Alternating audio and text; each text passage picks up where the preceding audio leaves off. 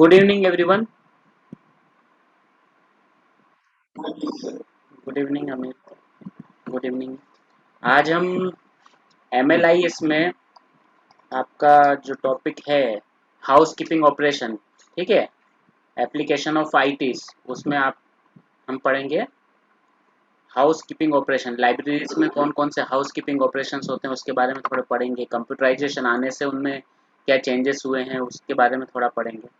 ठीक, मैं आपको आपकी बुक शेयर कर रहा हूँ।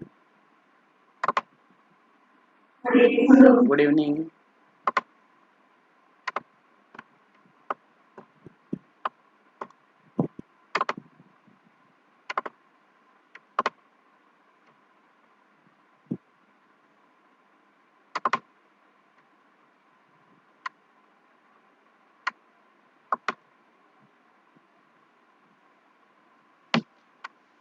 MLI 104 का unit 5 that is house keeping operation.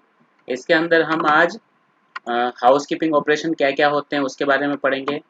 उसके बाद लाइब्रेरी ऑटोमेशन कैसे डेवलपमेंट उसका हुआ उसके बारे में हम पढ़ेंगे। ठीक है, हाउस कीपिंग ऑपरेशंस के जो प्रोसीजर्स होते हैं उसके बारे में पढ़ेंगे। उसके बाद कंप्यूटराइजेशन से ये सारी चीज़ें हैं जो हाउस कीपिंग ऑपरेशंस हैं उनमें क्या चेंजेस आया उसके बारे में हम थोड़ा पढ़ेंगे। ठीक है, तो शुरू करते हैं सबसे पहले हाउस कीपिंग ऑपरेशन से।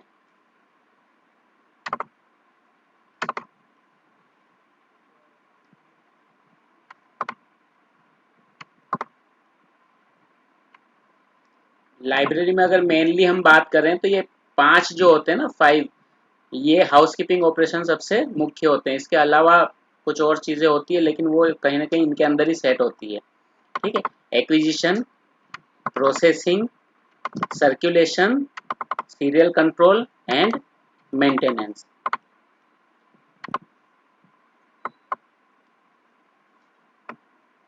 इसको मैं पूरा इजी टॉपिक है इसलिए इसको लाइन बाय लाइन नहीं पढ़ रहा हूँ, जहाँ मुझे लगेगा उसी को मैं थोड़ा पढ़ूंगा। ठीक है, अब देखिए एक्विजिशन। एक्विजिशन का मतलब जन होता है कि किसी भी बुक को, ठीक है, आप प्रोक्योर करके लाइब्रेरी में खरीदें, वो होता है एक्विजिशन। ठीक है, कहने को बहुत सिंपल सी स्टेप है कि एक्विजिशन, लाइब्रेरी में बुक को खरीद लिया या ई रिसोर्सेज को खरीद लिया, वो एक्विजिशन हो गया। लेकिन उसके पीछे जितनी भी प्रोसीजर्स होती है वो काफ़ी लेंदी होती है और ये पूरी तरह से एडमिनिस्ट्रेटिव प्रोसीजर होती है। ठीक है, यहाँ पे यूज़र का रोल बहुत कम होता है। यूज़र का रोल बहुत कम होता है, पूरा मैनेजमेंट का रोल होता है इसके अंदर।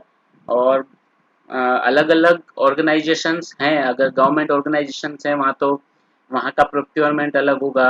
अगर वो प्राइवेट ऑर्गेनाइजेशंस है तो वहाँ का प्रोक्योरमेंट की जो प्रोसेसेस हैं वो अलग हो जाएगी। ठीक है, अब एक्विजिशन के अंदर अगर आपको बुक्स खरीदना है तो उसमें छोटी छोटी स्टेप्स होती है। ठीक है, सबसे पहले कि आप सिलेक्ट लिखा है कि आप बुक सिलेक्ट करेंगे कि कौन सी परचेस करना है।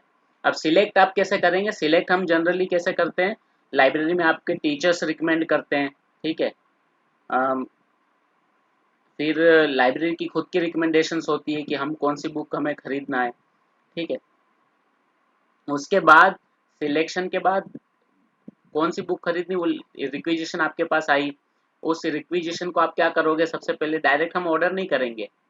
ये यहाँ पे जो लिखा हुआ है ना, select, order, receive and accession, बहुत ब्रॉड क्लासिफिकेशन है ये, लेकिन उसके अंदर बहुत सारी प्रोसेस होती है। सिलेक्ट बहुत बड़ी, खुद ही एक बड़ी प्रोसेस, बुक को सिलेक्ट करना और फाइनल करना कि हाँ हमें ये बुक खरीदना है। वहाँ तक पहुँचने तक भी आपके पास बहुत सारी प्रोसेस होती है।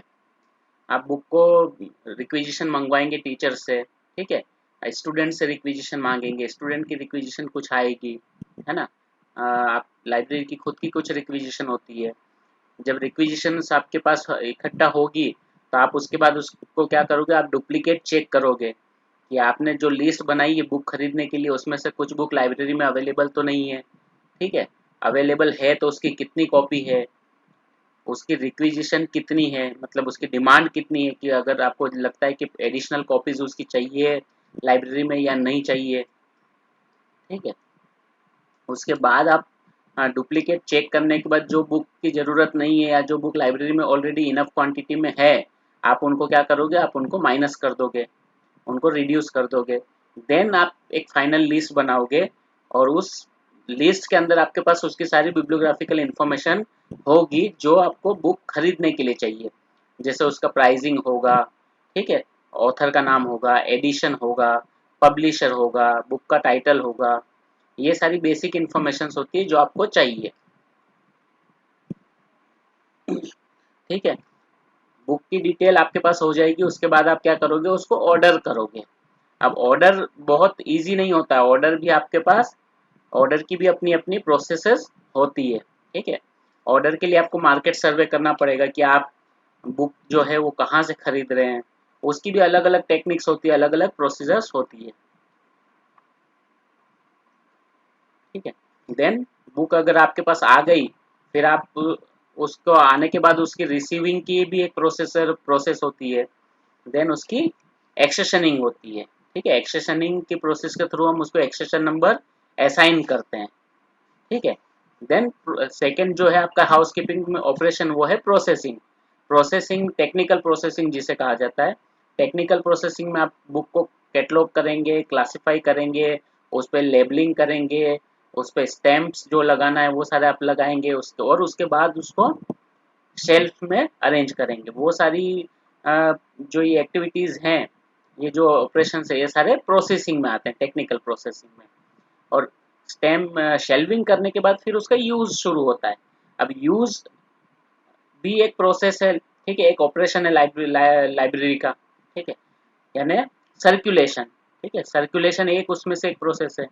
अब अगर केवल यूज़ की बात की जाए तो वहाँ पे कौन कौन सी चीज़ें हो जाती है, वहाँ पे लोकेट, यानी बुक को यूज़र लोकेट कर पाए वो आपको प्रोसेस, उसकी एक फैसिलिटी क्रिएट करनी होगी। लाइब्रेरी में बुक की लिस्ट आपको क्रिएट करके रखनी होगी। लैंड मतलब आपको सर्कुलेट करना होगा, बुक इशू रिटर्न होती है वो सब, वो भी लाइब्रेरी की प्रोसेस है। ठीक है, सर्कुलेशन में आता है। बुक रिजर्वेशन की भी कुछ कुछ लाइब्रेरी फैसिलिटी रखते हैं कि मतलब अगर आपको बुक चाहिए अभी नहीं है तो वो लोग, अब वो यूज़र क्या कर सकता है, अपने नाम पे बुक को रिजर्व कर सकता है, तो जब भी बुक आएगी वो पहले उसे दी जाएगी। देन रिकॉल, रिकॉल की एक प्रोसेस होती है कि किसी स्टूडेंट के पास या किसी यूज़र के पास बहुत समय से बुक है और किसी और यूज़र को उस बुक की ज़रूरत है, तो आप उस यूज़र को बोलेंगे कि वो बुक वापस लाइब्रेरी को दे दें। ठीक है, ताकि आप किसी और यूज़र को उसे दे सकें। देन इंटर लाइब्रेरी लोन, अगर आपके लाइब्रेरी के रिलेशंस किसी इंस्टीट्यूशन के रिलेशन दूसरी लाइब्रेरी से भी हैं, तो आप वहाँ पे क्या कर सकते हैं, इंटर लाइब्रेरी लोन की प्रोसेस भी कर सकते हैं कि आपके पास अगर कोई बुक नहीं है तो आप किसी और लाइब्रेरी से वो बुक लेके अपने यूज़र को दे सकते हो। देन फोटोकॉपी की भी फैसिलिटी लाइब्रेरी में होती है। ठीक है, तो वो फ्री भी हो सकती है, वो पेड भी हो सकती है, और डिपेंड करता है इंस्टीट्यूशन पे। ठीक है, देन आता है मेंटेनेंस। मेंटेनेंस में क्या होता है, बुक्स यूज़ होगी तो वो फट भी सकती है। ठीक है, तो आपको वहाँ पे अगर फट रही है तो उसको आपको क्या करना होता है, बाइंड करवाना होता है। या फिर बहुत ज़्यादा फट गई है, किसी स्टूडेंट ने फाड़ दी है या स्टूडेंट ने बुक खो दी, तो आप उसको रिप्लेस करवा सकते हो। ठीक है, और उसके बाद कुछ ऐसी बुक्स होती है जो बहुत पुरानी हो गई है या उसके एडिशंस आउटडेटेड हो गए हैं, तो आप उसको क्या करोगे, उसको आप डिस्कार्ड कर दोगे, यानी लाइब्रेरी के कलेक्शन से उसको हटा दोगे। ठीक है, तो ये सारी लाइब्रेरी के ये सारे हाउस कीपिंग ऑपरेशन है। इसके अलावा सीरियल कंट्रोल भी होता है। ठीक है, सीरियल कंट्रोल में ये सारी चीज़ें मैगजीन पे अप्लाई होती है। ठीक है, यानी जर्नल्स, मैगजीन्स, ठीक है, जो सीरियल पब्लिकेशंस होते हैं उसके ऊपर ये सारी चीज़ें अप्लाई होती है। उसमें एक्विजिशन भी हो जाता है, उसकी प्रोसेसिंग भी हो जाती है, उसका मेंटेनेंस, यूज़ सब उसके अंदर आ जाता है सीरियल कंट्रोल्स के अंदर। ठीक है,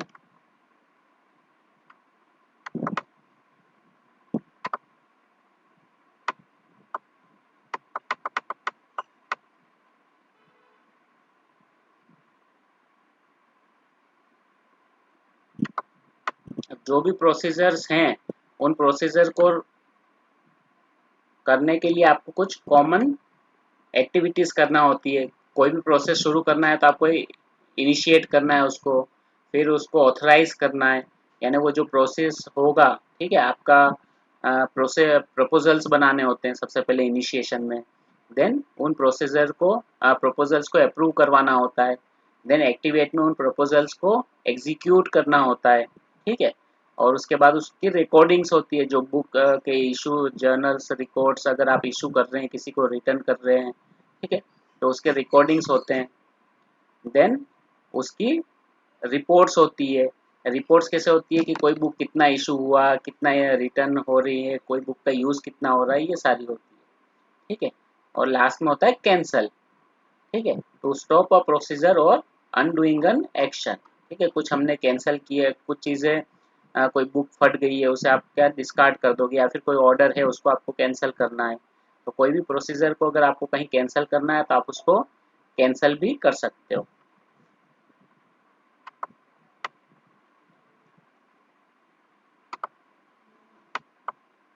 ठीक है। तो सबसे फर्स्ट हम इसको थोड़ा सा डिटेल में पढ़ते हैं। एक्विजिशन, अब यहाँ पे एक्विजिशन में जो सिलेक्ट है वो आप अलग अलग चीज़ों में से बुक को सिलेक्ट कर सकते हैं, या फिर अपने टीचर से सिलेक्ट करवा सकते हैं, ठीक है। आप टीचर कैसे बुक सिलेक्ट कर सकते हैं? टीचर जनरली जो होते हैं उनके सिलेबस होते हैं, ठीक है।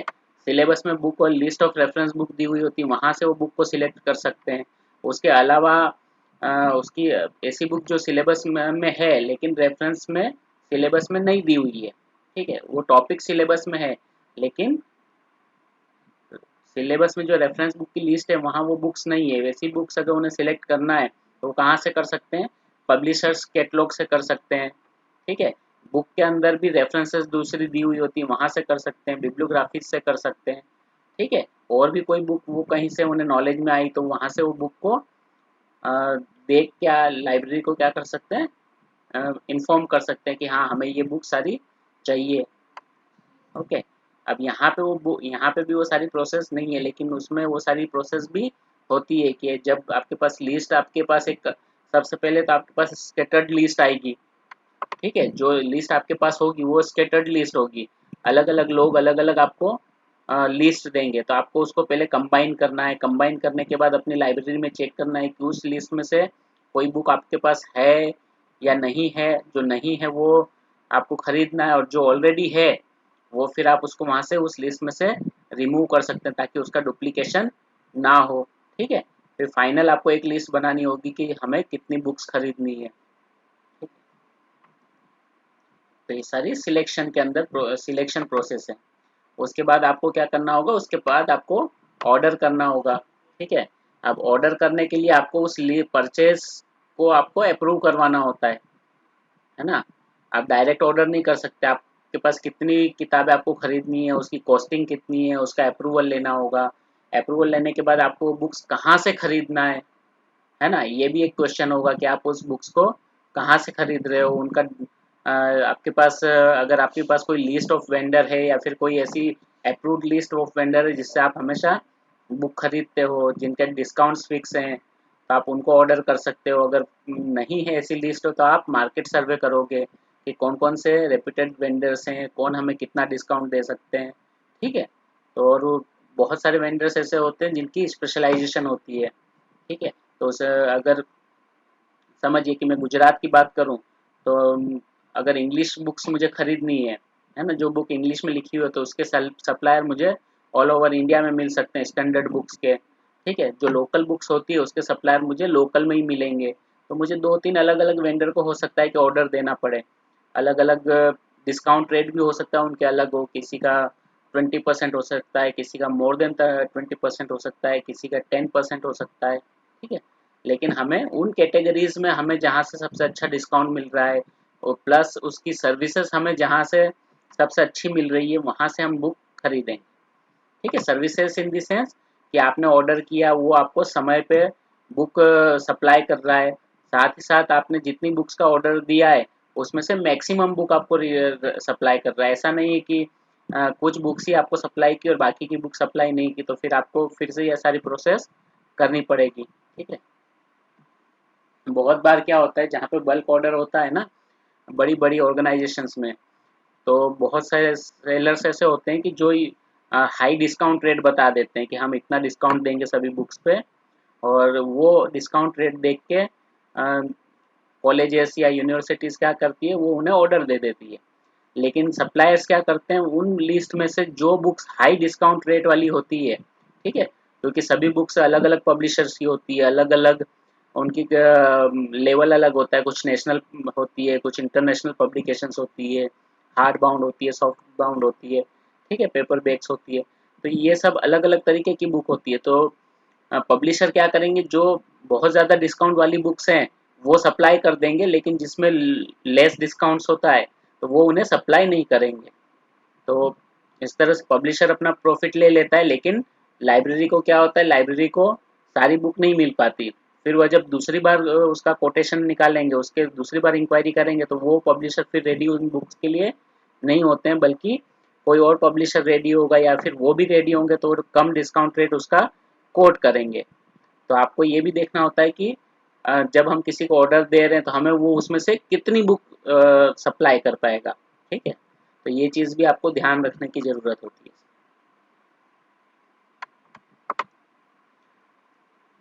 ठीक है, आपने अप्रूवल ले लिया, ठीक है, रेट फिक्स कर लिया, वेंडर सिलेक्ट कर लिया, उसके बाद आपने ऑर्डर दे दिया।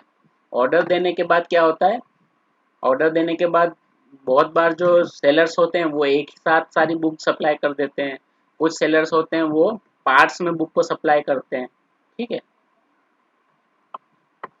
तो ये सारी चीज़ें भी आपको ध्यान रखनी होती है। हो सकता है कि आपको बीच बीच में उन्हें रिमाइंड भी करवाना पड़े कि नहीं, हमारा ऑर्डर दिया हुआ है, उसमें से कुछ बुक्स बाकी है, उनको आप सप्लाई कीजिए, ठीक है। देन थर्ड इसके अंदर जो स्टेप होता है वो होता है रिसीविंग की, ठीक है। अब जब आप बुक रिसीव कर रहे हैं तो बुक रिसीव करने के बाद आपकी प्रोसेस क्या होगी। सबसे पहले आपको ये देखना होता है कि आपने जो बुक्स रिसीव की ठीक है, तो क्या वो आपके ऑर्डर के साथ मैच हो रही है ना। सबसे पहले आपको मैच करना होता है कि आपने जो ऑर्डर दिया था बुक वही है या अलग है।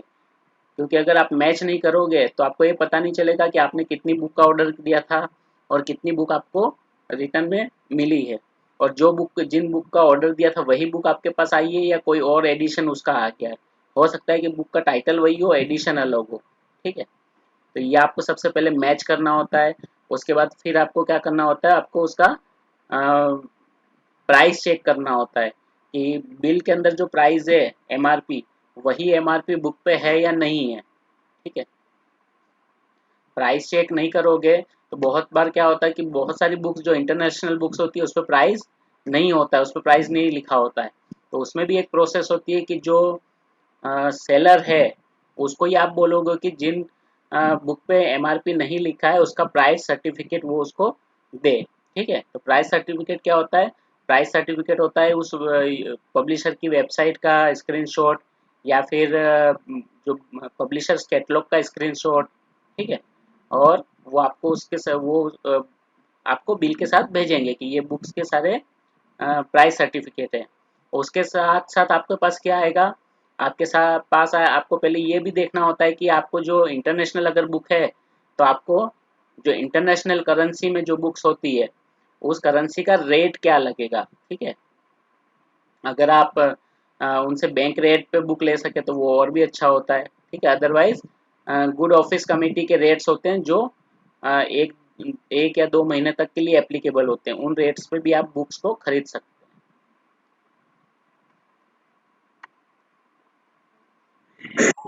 यस यस नहीं, गुड ऑफिस कमेटी, जीओसी।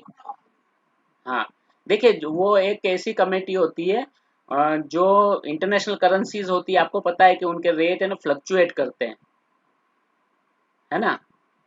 आज उसका रेट आज अगर आज समझिए कि डॉलर का रेट आज कुछ और है, एक वीक के बाद कुछ और हो जाएगा, एक महीने के बाद और कुछ हो जाएगा, वो फ्लक्चुएट करते रहते हैं।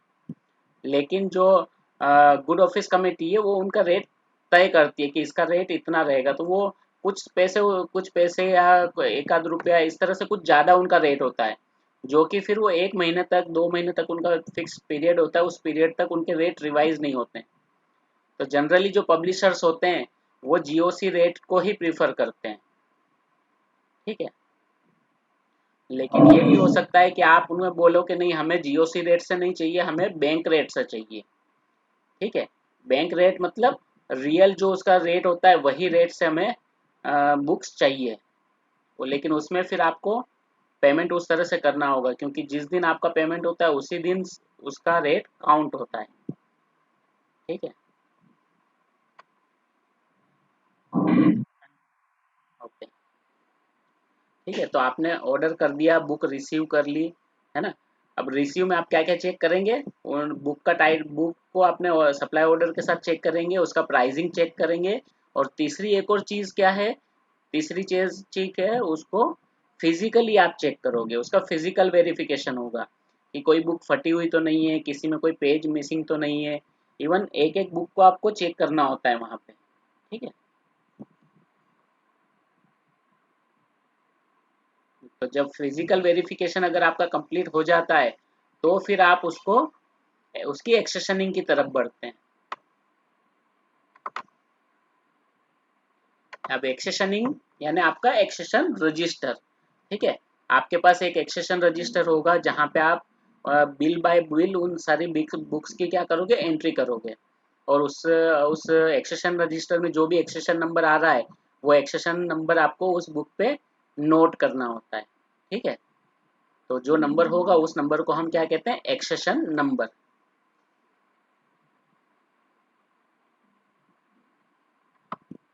तो ये सारी जो प्रोसेस अभी तक हमने डिस्कस की है, ये सारी एक्विजिशन की प्रोसेस होती है, एक्सेशनिंग से बुक सिलेक्शन से लेके बुक एक्सेशनिंग तक। ठीक है, इसमें किसी को कोई क्वेरी या कंफ्यूजन है, एनी क्वेरी और एनी कंफ्यूजन, ये स्टेप आपको समझ में आ गई सारी? ओके, ठीक है। नाउ प्रोसेसिंग, अब आपने बुक्स ले ली, आपके पास बुक आ गई, बुक सारी ठीक है, उसको एक्सेशनिंग भी कर दी। अब आपका काम होता है उस पर टेक्निकल प्रोसेसिंग करने का। टेक्निकल प्रोसेसिंग में बहुत सारी चीज़ें होती है जो आपका टेक्निकल प्रोसेसिंग डिपार्टमेंट करता है लाइब्रेरी में। ठीक है, बड़ी लाइब्रेरी होती है, वहाँ पे अलग अलग डिपार्टमेंट्स होते हैं, अदरवाइज तो छोटी लाइब्रेरी में हम ही सारा एक्विजिशन भी हम ही करेंगे, प्रोसेसिंग भी हम ही करेंगे, सर्कुलेशन भी हम ही करेंगे। ठीक है, तो टेक्निकल प्रोसेसिंग में कौन कौन सी चीज़ होती है, क्लासिफिकेशन, है ना। क्लासिफिकेशन आपको बुक का करना है, उस पर क्लासिफिकेशन नंबर देना है। क्लासिफिकेशन नंबर जो भी आप यूज़ कर रहे हैं वो क्लासिफिकेशन नंबर आप दे सकते हैं। ठीक है, उसके साथ साथ आपको उसका बुक नंबर भी बनाना है। ठीक है, तो ये पूरा एक तरह से आपको कॉल नंबर उसका प्रिपेयर करना है। कॉल नंबर प्रिपेयर करने के बाद आपको उस बुक को कैटलॉग करना है। अगर आप कंप्यूटराइज कैटलॉगिंग कर रहे हैं तो आपको उसको कंप्यूटर में उस बुक की सारी डिटेल ऐड करना है। ठीक है, और अगर आप मैनुअल फॉर्मेट कर रहे हैं तो आपको उसका कार्ड बनाना है। उसके साथ साथ फिर आपको क्या करना है, उसके ऊपर लाइब्रेरी की जो बुक जो होती है उस पर अलग अलग तरह के लेबल्स होते हैं, वो लेबल्स आपको लगाने होंगे। स्पाइन पे स्पाइन लेबल लगेगा जिस पे हम कॉल नंबर लिखते हैं। फिर बुक के पीछे एक डेट स्लिप होती है जिसपे हम बुक कब इशू कर रहे हैं, वो एक डेट लगता है, डेट का स्टैंप लगता है। तो अलग से इस पे ये दो पेपर लगते हैं। इसके साथ साथ अगर आपके पास बारकोडिंग सिस्टम है तो आप बारकोड लगा सकते हो, अगर क्यूआर कोड फॉलो कर रहे हो तो क्यूआर कोड लगा सकते हो। तो ये लेबल्स हो गए। इस लेबल के अलावा आपके पास बहुत सारे अलग अलग स्टैम्प्स होते हैं, वो स्टैम्प्स भी आपको लगाने होते हैं। आगे पेज पे लगेंगे, कुछ वर्ष ऑफ द टाइटल पेज पे लगेंगे। ठीक है, कुछ पीछे लगेंगे, कुछ स्पाइन पे लगेंगे, स्पाइन पे नहीं लेकिन जो आगे का भाग होता है उस पे हम लगाते हैं ताकि हमें दूर से बुक दिखाई दे जाए कि ये हमारी लाइब्रेरी की बुक है।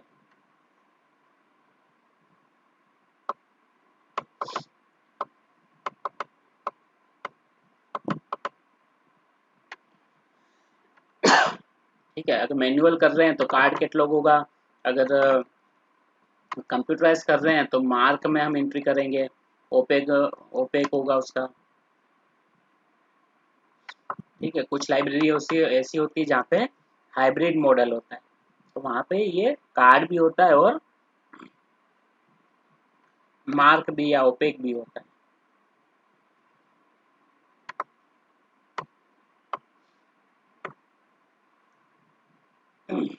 ठीक है, लेबल्स होते हैं, स्पाइन लेबल होगा जिस पे आप कॉल नंबर लगाएंगे। ठीक है, फिर ऑनर स्लिप या मार्क होता है, यानी बुक स्लिप होती है जिसपे।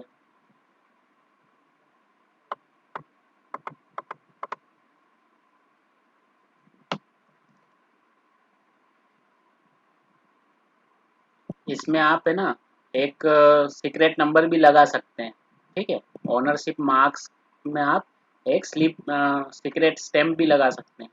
जनरली क्या होता है कभी कभी कि लाइब्रेरी में से अगर कुछ बुक चोरी हो जाती है, कोई स्टूडेंट ऐसे होते हैं कि जो बुक ले जाते हैं, तो वो क्या करेंगे, आपके जहाँ पे स्टैम्प्स अगर हम केवल फ्रंट और लास्ट पेज पे लगा रहे हैं, तो फ्रंट और लास्ट पेज को अगर फाड़ देते हैं या फिर उसको कवर कर देते हैं, तो फिर आपको पता नहीं चलेगा कि ये लाइब्रेरी की बुक है या नहीं है, ठीक है।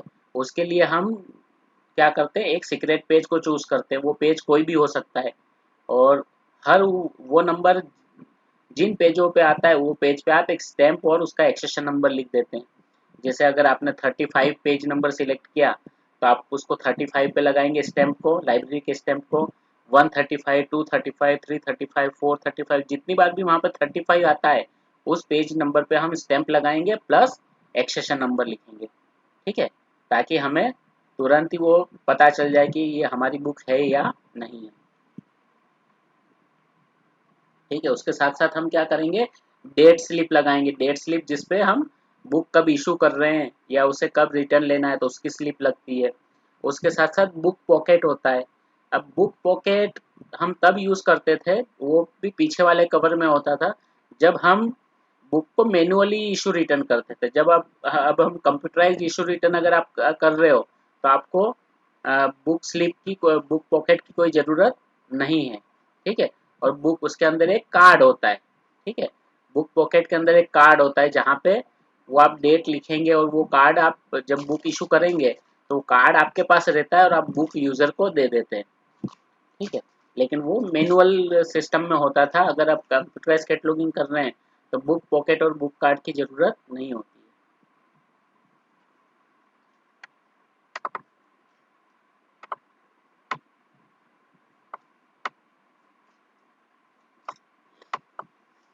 ठीक है।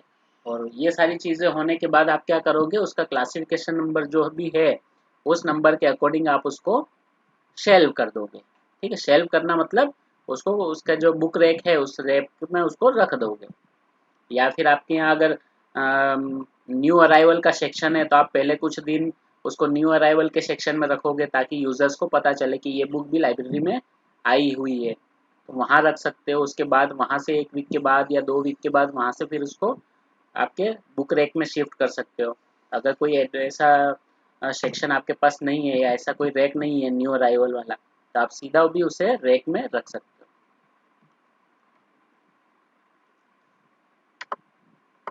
उसके बाद जो थर्ड हाउस कीपिंग ऑपरेशंस होता है वो होता है सर्कुलेशन, ठीक है। अब बुक आपके पास आ गई है, आपने उसकी सारी प्रोसेस कर दी है, तो वो इशू करने के लिए रेडी होती है, ठीक है। तो जब भी कोई यूज़र आपके पास आ रहा है उस बुक को लेने के लिए, तब आप उसको इशू करोगे। मैनुअल सिस्टम है तो मैनुअली इशू करोगे। अगर आपके पास कंप्यूटराइज सिस्टम है, तो आप उसको कंप्यूटराइज सिस्टम से इशू रिटर्न कर सकते हो, ठीक है। उसको आप वो सारी उसके अंदर फिर सर्कुलेशन में सारी प्रोसेस होती है। रिजर्वेशन भी हो सकता है वहाँ पे, रिन्यूअल भी हो सकता है, ठीक है। RFID अगर सिस्टम आपके पास है, तो RFID के बेस पे भी आप सर्कुलेशन कर सकते हो, जहाँ पे यूज़र खुद भी सर्कुलेशन कर सकता है, अपने को खुद को भी बुक इशू कर सकता है, खुद ही बुक रिटर्न भी कर सकता है। ये सारी प्रोसेस RFID में पॉसिबल है। देन फोर्थ है सीरियल कंट्रोल, ठीक है। सीरियल कंट्रोल मतलब सारे जर्नल्स, मैगजीन्स, न्यूज़पेपर्स भी उसमें सीरियल्स में आते हैं, लेकिन वो इसमें जनरली काउंट नहीं करते, उसकी इंडेक्सिंग और ये सब चीज़ें नहीं की जाती है। लेकिन जो जर्नल्स होते हैं, स्कॉलरली जर्नल, उनका इंडेक्सिंग और उनकी एंट्री सब कुछ होती है, ठीक है। तो ये सीरियल कंट्रोल में भी ये आपको उसकी एक्विजिशन करनी होती है, वो कौन से मंगवाने होते हैं, ठीक है। आप वेंडर को ऐड करोगे, उनको ऑर्डर दोगे, फिर आपको उसकी रिकॉर्ड्स बनाने होते हैं। कंप्यूटराइज्ड है तो कंप्यूटर में रजिस्टर रिकॉर्ड बनेगा। अगर आपका जो सिस्टम है वो मैनुअल है, तो उसको आपको उसका भी रिकॉर्ड बनाना होगा, कि उसके अंदर अगर वो कितने कितने दिन में आता है, उसकी पीरियोडिसिटी क्या है, उसके हिसाब से आपको उसको उतनी स्पेस देनी होगी।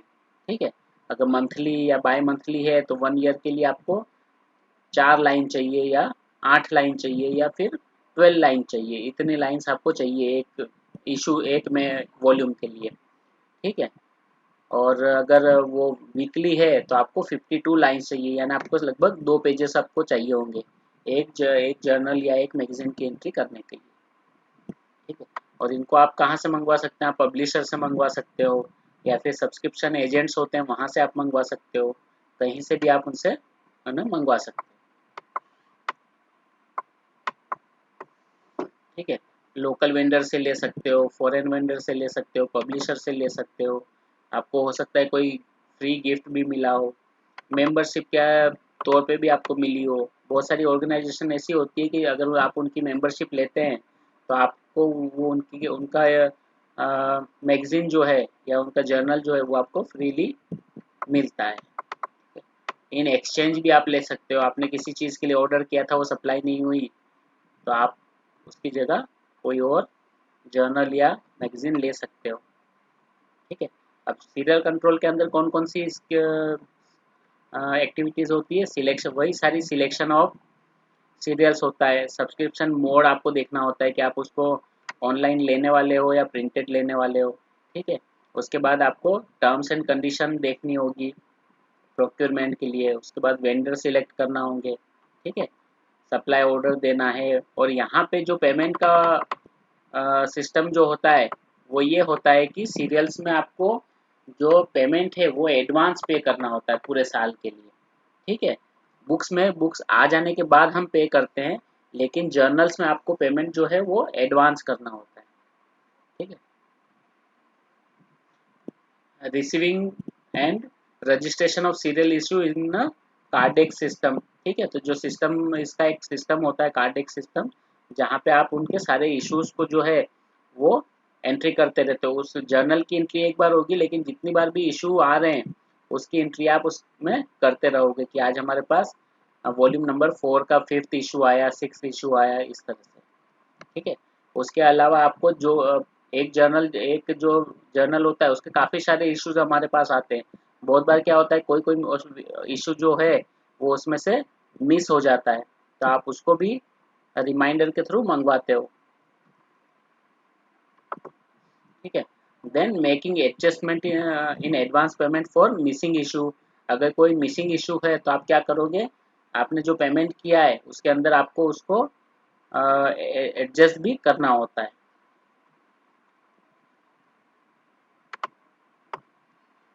Then prepare the list of subscribe journal new arrival and serial holding for consultation by user. ठीक है, तो आपको जो भी जर्नल्स आपने सब्सक्राइब किए उनकी आपको लिस्ट डिस्प्ले करनी होती है। उसके बाद अगर नए जर्नल्स आ रहे हैं तो वो उस नए इशू आ रहे हैं तो उसके डिस्प्ले का आपके पास रैक भी होना चाहिए, जहाँ पे आप डिस्प्ले में करंट जर्नल को रख सको और पुराने जर्नल को उसके अंदर रख सको। ठीक है, तो ये आपके पास इसका एक रैक होना चाहिए। उसके बाद जो बैक वॉल्यूम्स जो होते हैं उनको आप क्या करोगे, उनको आप बाइंड करवा लोगे। जैसे एक वॉल्यूम आपका खत्म हो गया, 2022 खत्म हो गया ईयर, और 2022 के सारे इश्यूज हमारे कंप्लीट हो गए। ठीक है, बहुत सारे जर्नल्स ऐसे होते हैं जो 2022 में शुरू होते हैं, 2023 में खत्म होते हैं। तो हमें देखना क्या है कि वॉल्यूम उसका एक कंप्लीट हो रहा है या नहीं हो रहा है। ठीक है, तो जैसे एक वॉल्यूम कंप्लीट हो रहा है तो हम उसको बाइंड करवा सकते हैं, बाइंड करवा के उसको हम बाउंड वॉल्यूम सेक्शन में रख सकते हैं, क्योंकि जर्नल्स के जो हैं इश्यूज हैं वो हमेशा काम आते रहते हैं। इसलिए जर्नल को आप क्या, ओल्ड जर्नल को आप बेच नहीं सकते हैं। हाँ, मैगजीन्स जो होती है उसको आप बेच सकते हैं। ठीक है, मैगजीन्स, पुरानी मैगजीन्स को आप इकट्ठा करके बाइंड करके बेच देते हैं, लाइब्रेरीज उन्हें बेच देती है। लेकिन जो जर्नल्स होते हैं, ठीक है, स्कॉलरली जर्नल्स, उन्हें वो बाइंड करके रखते हैं।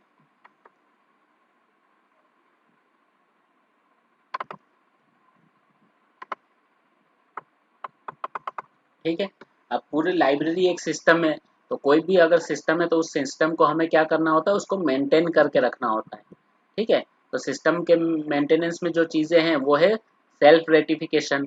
सेल्फ रेटिफिकेशन का मतलब क्या होता है कि अगर आपके पास बुक सारी हमारे पास रखी हुई है रैक्स में, तो स्टूडेंट्स उसको अगर आपके पास ओपन एक्सेस सिस्टम है, ओपन एक्सेस सिस्टम का मतलब होता है जहाँ पे यूज़र आपके स्टेक्स तक जा पा रहे हैं, ठीक है, खुद से बुक उठा रहे हैं, देख रहे हैं, रख रहे हैं। तो ऐसा धीमे धीमे क्या होगा कि जो बुक्स आपने रखी हुई है वो क्या होगी, इधर से उधर हो जाएगी, ठीक है। साइंस की बुक्स कॉमर्स में रख देंगे, कॉमर्स की बुक आर्ट्स में रख देंगे, यूजर इस तरह से करते हैं, क्योंकि बहुत बार या तो उन्हें पता नहीं होता है या फिर वो कैजुअली ले लेते हैं चीज़ों को, इसलिए उधर से उधर रख देते हैं। तो वो भी आपको देखना होता है कि आपका जो शेल्फ ऑर्डर है वो मेंटेन रहे, ठीक है। उसके बाद जो पुरानी बुक्स हैं, कुछ बुक्स समय के साथ क्या हो जाती है, पुरानी हो जाती है, बहुत ज़्यादा यूज़ हो रहा है उनका, फट रही है, तो आप उसको अगर यूज़फुल बुक्स है तो आप क्या करोगे, उसको बाइंड करवा लोगे, ठीक है। अब अगर कोई यूज़र ने कोई बुक खो दी है, ठीक है, यूज़र ने बुक खो दी तो आप क्या बोलोगे उसे कि आप उस बुक को रिप्लेस कर दो, वैसी बुक आप खरीद लो और उसकी जगह वो बुक दे दो। तो वो क्या होता है, रिप्लेसमेंट, ठीक है। और उसके बाद डिस्कार्ड या फिर विड्रॉन यानी वीड आउट, ठीक है, या राइट ऑफ, ये एक प्रोसेस होती है। तो यहाँ पे कुछ बुक्स ऐसी होती है कि जो पुरानी हो जाती है, फट जाती है, ठीक है, यानी उसको आप बाइंड भी नहीं करवा सकते हैं, है ना, या आउटडेटेड हो जाती है, जो सिलेबस से बहुत बाहर है, उसके नए अपडेटेड वर्जन्स आ गए हैं, ठीक है, और उसका आप कोई काम नहीं है, तो फिर आप उनको क्या कर सकते हैं, आप उनको अपने रिकॉर्ड से निकाल सकते हैं, ठीक है, जिससे को राइट ऑफ करना या रीड ऑफ करना बोलते हैं, ठीक है। तो इसकी भी कुछ प्रोसेसेस होती है कि अगर आपको रीड ऑफ भी करना है तो आपको पहले लिस्ट बनानी पड़ेगी ऐसे डॉक्यूमेंट की, क्या उनकी लिस्ट, और उनको राइट ऑफ, जिनको राइट ऑफ करना है, फिर आपको उनके एक कमेटी होगी, उस कमेटी की आपको परमिशन लेनी पड़ेगी, जो कंसल्ट टीचर्स हैं उस सब्जेक्ट के, उनको बोलना पड़ेगा कि हमारे पास ऐसी बुक्स है जो इशू नहीं हो रही है या फिर बहुत पुरानी हो गई है, आउटडेटेड हो गई है, तो उनका क्या किया जाए, ठीक है। तो अगर वो बोलते हैं कि आप इसको निकाल सकते हैं, इसकी कोई ज़रूरत नहीं, तो फिर आप उसको कमेटी की परमिशन लेके आप उनको राइट ऑफ कर सकते हैं। तो ये सारे हमारे हाउस कीपिंग ऑपरेशंस हो गए जो लाइब्रेरी में हम परफॉर्म करते रहते हैं। लाइब्रेरी की जो एक्टिविटीज़ होती है, ये सारी एक्टिविटीज़ हमने डिस्कस कर ली है,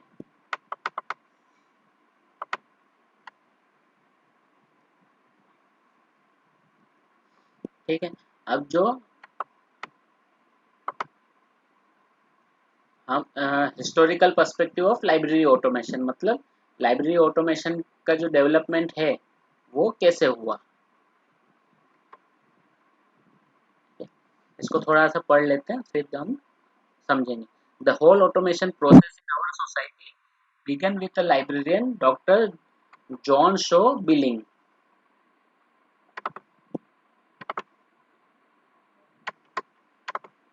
John Shaw Billing, Urban Hallertith, a Census Bureau of USA employee who invented punched card machinery, attributed the idea or to suggest the suggestion by Dr. Billing. Then librarians of Surgeon General's Library, उस समय वो क्या थे, surgeon generals library के librarian थे, ठीक है। उन्होंने सबसे पहले, अगर ऑटोमेशन की बात की जाए तो ऑटोमेशन पंच कार्ड से शुरू हुआ था, ठीक है। Then Hollerith form the tabulating machine company in 1896 which later become international business machine, जो जिसे हम आईबीएम कहते हैं। आईबीएम भी एक कंप्यूटराइज कंप्यूटर बनाने वाली कंपनी है, ठीक है, इंटरनेशनल बिजनेस मशीन, ठीक है। उससे पहले उसका नाम था टेबुलेटिंग मशीन कंपनी, ठीक है। Libraries are an important component of the modern social apparatus of the management of public knowledge. The existing library practices and procedure began to break down under the economic and sociological bibliographical pressure and emerging in late 1950s and early 1960s, ठीक है। तो ये समय कौन सा था, 1950s and 1960s कौन सा समय था, ये सेकेंड वर्ल्ड वॉर के बाद का समय था, ठीक है। सेकेंड वर्ल्ड वॉर में क्या हुआ था कि पूरी दुनिया में वर्ल्ड वॉर चल रहा था, ठीक है, और लाइब्रेरीज बंद हो गई थी, ठीक है।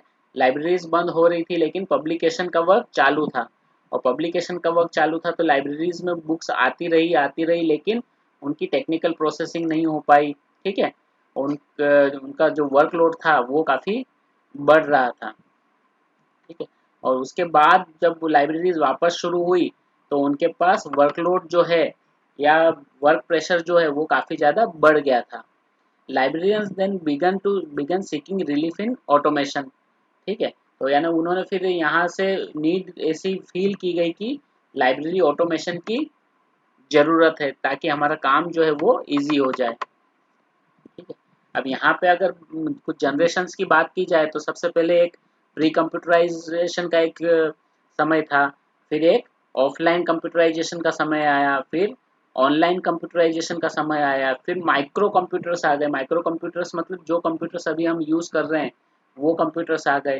ठीक है, और 1990s के बाद क्या इंटरनेट का युग आ गया, तो इंटरनेट में चीज़ें और ज़्यादा चेंज हो गई। ठीक है, अभी जो चल रहा है वो आर्टिफिशियल इंटेलिजेंस का युग चल रहा है, उस पर बहुत ज़्यादा रिसर्च किया जा रहा है।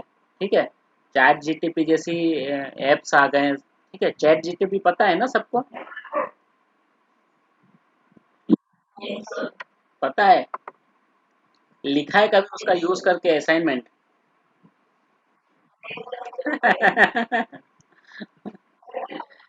करो, ट्राई करो ना, कोई टेक्नोलॉजी हो, लेकिन उस अब उसकी रिलायबिलिटी आपको एनालाइज करनी होगी कि वो जो बोल रहा है वो सही जवाब दे रहा है या नहीं दे रहा है।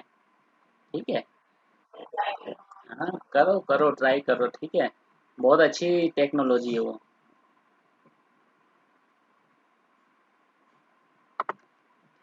तो अभी चैट जीटीपी की एज में हम हैं, तो चैट जीटीपी के अगेंस्ट में अब अलग अलग कंपनीज अलग अलग जीटी वो बना रही है, वैसी आर्टिफिशियल इंटेलिजेंस की टेक्निक्स बना रही है। ठीक है, गूगल ने भी बनाया था ना। गूगल ने कौन सा बनाया है? बार्ड जीटीपी शायद। बार्ड जीटीपी बनाया, जो जिसने गलत जवाब दे दिया और उसके शेयर गिर गए।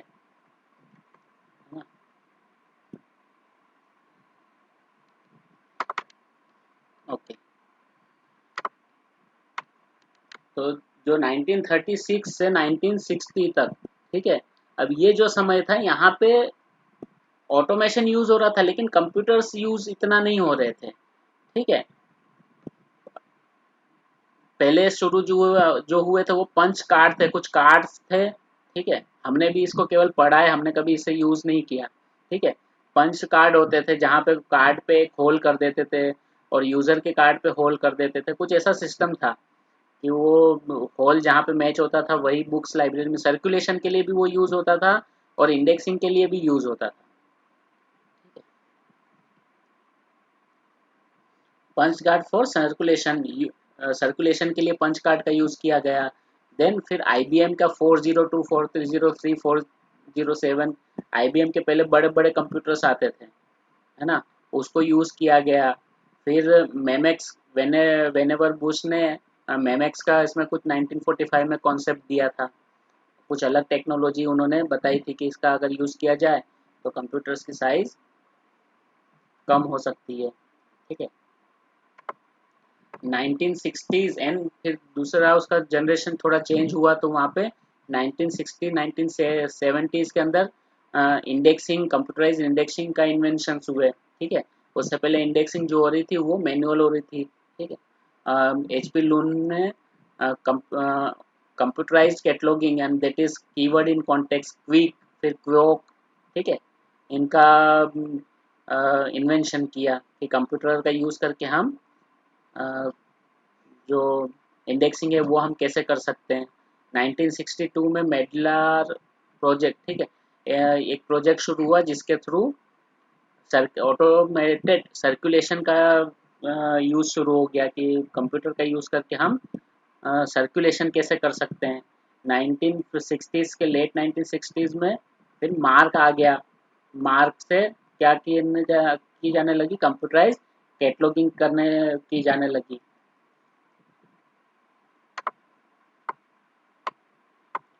तो ऐसे कुछ कुछ टेक्नोलॉजी धीमे धीमे डेवलप हो रही थी उस समय। फिर 1970s एंड 80s में जो माइक्रो कंप्यूटर हैं या मिनी कंप्यूटर हैं वो आ गए। My mini computers were introduced to automate circulation and books were bar coded. उस समय बारकोड भी आ चुके थे 70s 80s में। Computer based ordering system were introduced to pass order to book and serial jobbers, ठीक है। यानी कंप्यूटराइज एक्विजिशन भी शुरू हो गया था 1970s एंड 80s में। ISBD आ गया था 70s में, ठीक है। उसी साल में 1971 में OCLC भी इस्टेब्लिश हुआ था और ISBD भी शुरू हो गया था, ठीक है। तो 1971 भी एक इम्पोर्टेंट ईयर है। फिर ISO 2709 डेटा एक्सचेंज फॉर्मेट के लिए यानी कैटलॉगिंग के लिए तो एक ISO स्टैंडर्ड आया जिसे ISO 2709 कहा जाता है, ठीक है। तो ये सारी कुछ चीज़ें हैं जो समय धीमे धीमे डेवलप हो रही थी।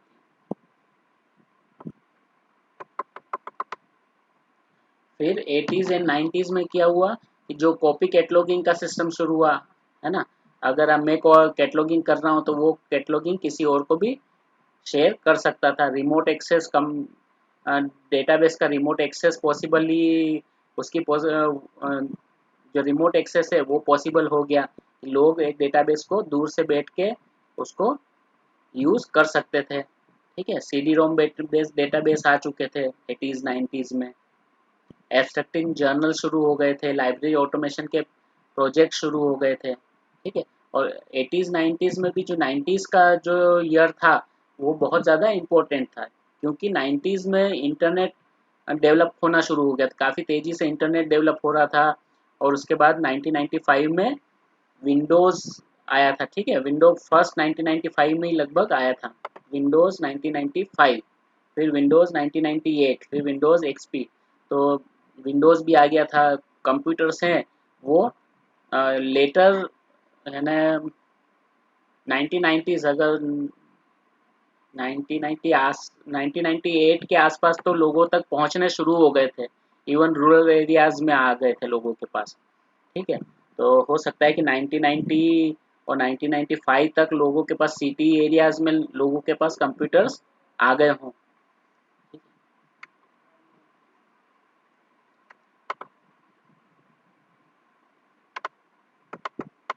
इंटरनेट आ गया था तो इंटरनेट का यूज़ भी बढ़ गया था। 1999 में तो कोहा भी आ गया था, ठीक है। वेब कैटलॉगिंग शुरू हो गई थी, कोहा का डेवलपमेंट शुरू हो गया था, है ना। बहुत सारे अलग अलग जो सोफिस्टिकेटेड सॉफ्टवेयर जो अभी भी चल रहे हैं उनका भी डेवलपमेंट शुरू हो गया था। लाइब्रेरी ऑटोमेशन जो सॉफ्टवेयर्स हैं वो वेब बेस्ड हो गए थे, ठीक है। क्लाइंट सर्वर की जगह वो वेब बेस्ड हो गए थे यानी वेब के थ्रू उसको एक्सेस किया जा सकता था। यूनियन कैटलॉग बनने लग गए थे। बुक रिकॉर्ड को शेयर करने के लिए Z39.50 प्रोटोकॉल आ गया था 1999 में, ठीक है। तो अगर आप एग्ज़ाम्स की प्रिपरेशन कर रहे हो तो आपको ये चीज़ें भी आपके लिए ज़रूरी है कि Z39.50 जो प्रोटोकॉल है वो कब आया था। तो वो कब आया था 1995 में आया था। उसका यूज़ किया था बिब्लियोग्राफिकल रिकॉर्ड को शेयर करना, ठीक है। अगर आप आज हम कोहा में केवल ISBN इस प्रोटोकॉल का यूज़ करके केवल ISBN की मदद से लाइब्रेरी ऑफ कांग्रेस का पूरा बिब्लियोग्राफिकल रिकॉर्ड कॉपी कर सकते हैं, ठीक है। हमें क्या डालना होगा, हमें केवल अपना एक्सेशन नंबर ही उसमें ऐड करना होगा और थोड़ा सा उसको एडिट करना होगा। बाकी सारी बिब्लियोग्राफिकल डिटेल हमको डायरेक्ट मिल जाएगी, ठीक है। वर्ल्ड वाइड वेब आ गया, डबलिन कोर आ गया था, वेब ओपेक्स आ गए थे, है ना। IP ऑथेंटिकेशन के ऊपर जो कैंपस एक्सेस मिलने लग गई थी फुल टेक्स्ट इंफॉर्मेशन रिसोर्सेज की। RFID आना शुरू हो गया था। तो ये सारी चीज़ें 90s में हमको देखने को मिली। 2000 के बाद जब वेब 2.0 का डेवलपमेंट हुआ तो जो लाइब्रेरी कैटलॉग्स हैं उसमें भी वेब 2.0 का यूज़ होने लग गया, ठीक है। जिसको जहाँ पे आप लाइब्रेरी कैटलॉग के अंदर बुक्स को लाइक शेयर कमेंट, ठीक है, टैग ये सब चीज़ें कर सकते थे। लाइब्रेरी प्रोसीजर ये हमने ऑलरेडी पढ़ लिया है, ठीक है। यहाँ पे वही सारी चीज़ें हैं, ठीक है। रिपोर्ट्स ऑन रिकॉर्ड्स ये दो चीज़ें हमने नहीं पढ़ी, हमने केवल प्रोसेस पढ़ी है, ठीक है। अब रिकॉर्ड्स रिकॉर्ड्स क्या होता है, जैसे अगर आप बुक इशू कर रहे हैं तो वो रिकॉर्ड होगा, बुक रिटर्न कर रहे हैं तो रिकॉर्ड होगा, ठीक है। आप अगर आपके स्टाफ मतलब स्टूडेंट्स का मेंबरशिप कर रहे हैं तो वो आपका रिकॉर्ड होगा। तो ये सारी चीज़ें रिकॉर्ड्स होती है। और उसके बाद आपके पास एक चीज़ होगी रिपोर्ट्स। रिपोर्ट्स क्या बताता है आपको? ट्रेंड लाइंस बताता है। ठीक है, रिकॉर्ड्स एंड रिपोर्ट्स ये दो अलग अलग चीज़ें हैं। रिपोर्ट्स आपको ये बताएगी कि आपकी ये पर्टिकुलर बुक एक पर्टिकुलर पीरियड में कितनी बार इशू हुई है, कौन सी यूज़र ने पर्टिकुलर कितनी बुक इशू हुई है, आपने आपकी पूरी लाइब्रेरी में एक पर्टिकुलर पीरियड के अंदर कितनी बुक इशू हुई है, कितनी बुक रिटर्न हुई है, डेली आपकी कितनी बुक, डेली या वीकली या मंथली आपकी कितनी बुक्स इशू या रिटर्न हुई है। ठीक है, तो ये सारी क्या चीज़ें होती है? रिपोर्ट्स होती है, जो ट्रेंड्स दिखाएगी आपकी लाइब्रेरी का, उसका यूज़ किस तरह से हो रहा है, बढ़ रहा है या कम हो रहा है, या फिर किसी पर्टिकुलर समय में वो बढ़ रहा है या फिर किसी पर्टिकुलर समय में वो कम हो रहा है। तो वो चीज़ें आप उससे एनालाइज कर सकते हो। वो सारी आपको पता चलती है रिपोर्ट्स के थ्रू। और रिपोर्ट किन चीज़ों पे बनती है? रिपोर्ट रिकॉर्ड के बेस पे बनती है। अगर आप चीज़ों को रिकॉर्ड ही नहीं करोगे तो उसकी कोई रिपोर्ट भी नहीं बनेगी।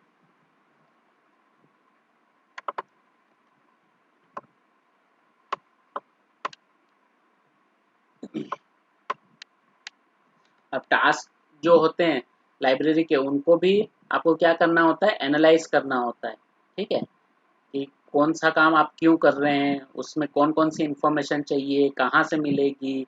ठीक है, ये उसकी एनालिसिस होती है। हर हर स्टेप की आपको एनालिसिस करनी होगी, ताकि आप उसके अंदर अगर कोई फ्लो रह रहा है तो आप उसको सुधार सकें। उसके अंदर कुछ अगर अननेसेसरी स्टेप्स हैं तो आप उनको रिमूव कर सकें, या फिर कुछ स्टेप्स ऐसी है जो बहुत यानी टाइम कंज्यूमिंग है तो आप उसको क्या कर सकते हैं? आप उसको ईज आउट कर सकें। ठीक है, ईज आउट करने के लिए आपको कुछ अल्टरनेटिव मेथड्स आपको ढूंढना होगा। ठीक है,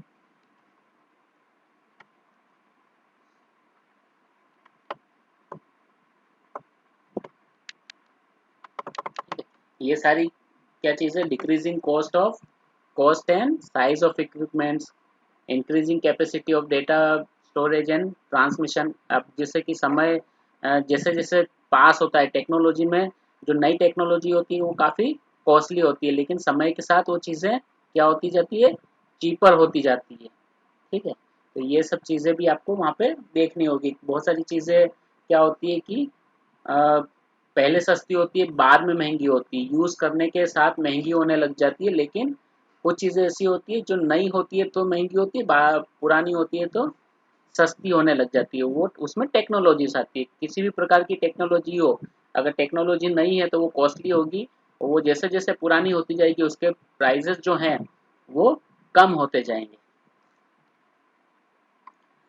इसमें जनरली क्या होते हैं? इसमें प्रोडक्ट्स होते हैं, और सर्विसेज उस तरह की होती है। जनरली सर्विसेज जो नई होती है तो उनके कॉस्ट कम होते हैं, और पुरानी होती है तो वो बढ़ती रहती है।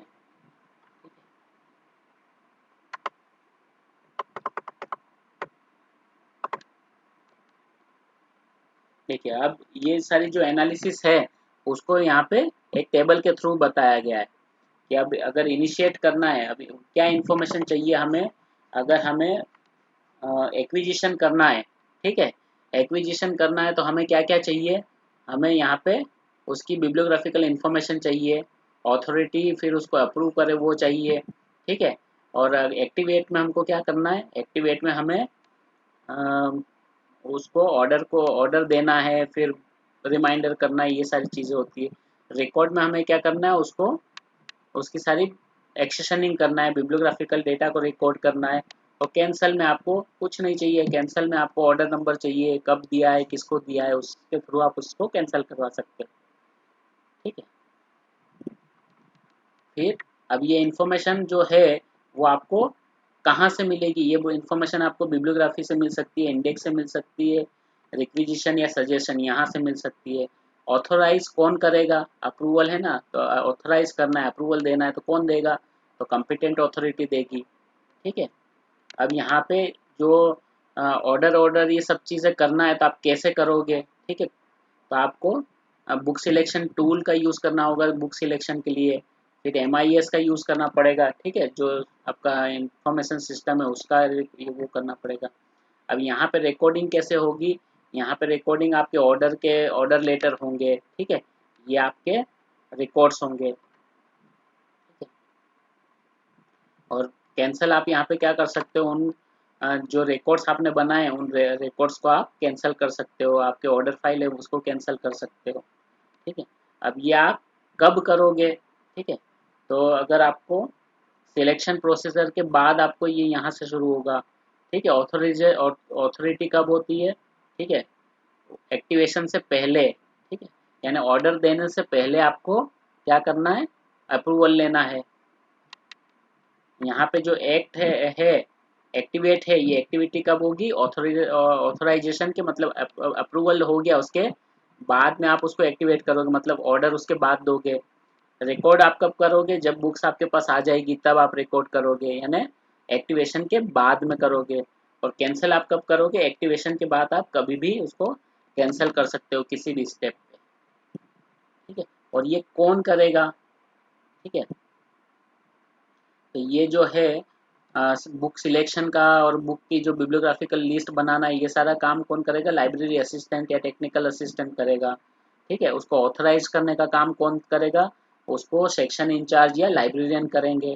ठीक है, फिर उसको एक्टिवेट करने का काम फिर से लाइब्रेरी असिस्टेंट करेगा, रिकॉर्ड करने का काम भी लाइब्रेरी असिस्टेंट, और कैंसिल करने का काम भी लाइब्रेरी असिस्टेंट ही करेगा, with library assistant with the approval of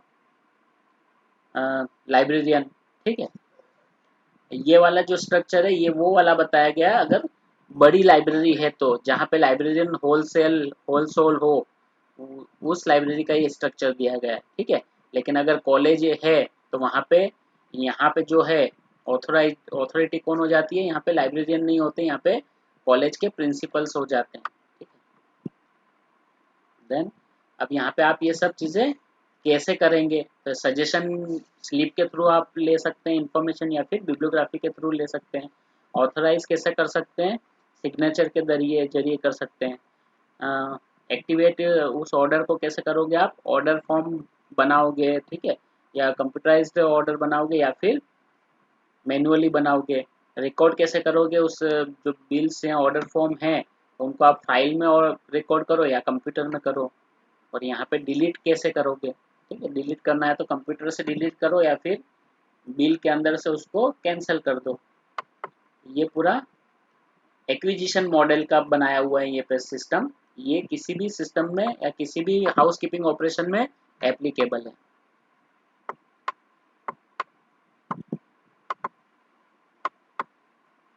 ठीक है, अब ये जो सारी चीज़ें हैं जो हमने अभी तक डिस्कस की है, वो सारी अब कंप्यूटर के जरिए भी हो सकती है। ठीक है, बुक की आप जो रिक्वेस्ट हैं वो भी आप कंप्यूटर के थ्रू मंगवा सकते हो। आप उसको डुप्लीकेट चेक भी कंप्यूटर के थ्रू कर सकते हैं। आप अप्रूवल भी कंप्यूटर के थ्रू ले सकते हो। ठीक है, अगर कोई बुक आ रही है तो उसको भी आप कंप्यूटर के थ्रू चेक कर सकते हो। कंप्यूटर में एंट्री भी कंप्यूटर के थ्रू हो सकती है। कुछ कुछ चीज़ें लेकिन अभी भी ऐसी है जो आप कंप्यूटर के थ्रू नहीं कर सकते हैं। ठीक है, अगर क्लासिफिकेशन करना है तो फिर आपको उसको मैन्युअली ही करना पड़ेगा। हाँ, उसके लिए जो टूल है वो आप प्रिंटेड डीडीसी की जगह आप कौन सा कंप्यूटराइज डीडीसी का यूज़ कर सकते हो, या वेब डूई जिसे कहते हैं उसका आप यूज़ कर सकते हो। ठीक है, बिल प्रोसेस आप कंप्यूटर के थ्रू कर सकते हैं। आप जो रिकॉर्ड्स हैं वो कंप्यूटर में रख सकते हो, उसकी रिपोर्ट्स जो हैं वो कंप्यूटर के थ्रू आप जनरेट कर सकते हो, बारकोड कंप्यूटर के थ्रू जनरेट कर सकते हो। ठीक है, तो ये सारी चीज़ें, करेंसी कन्वर्जन आप कंप्यूटर के थ्रू कर सकते हो। ये सारी चीज़ें आप कंप्यूटर का यूज़ करके कर सकते हो।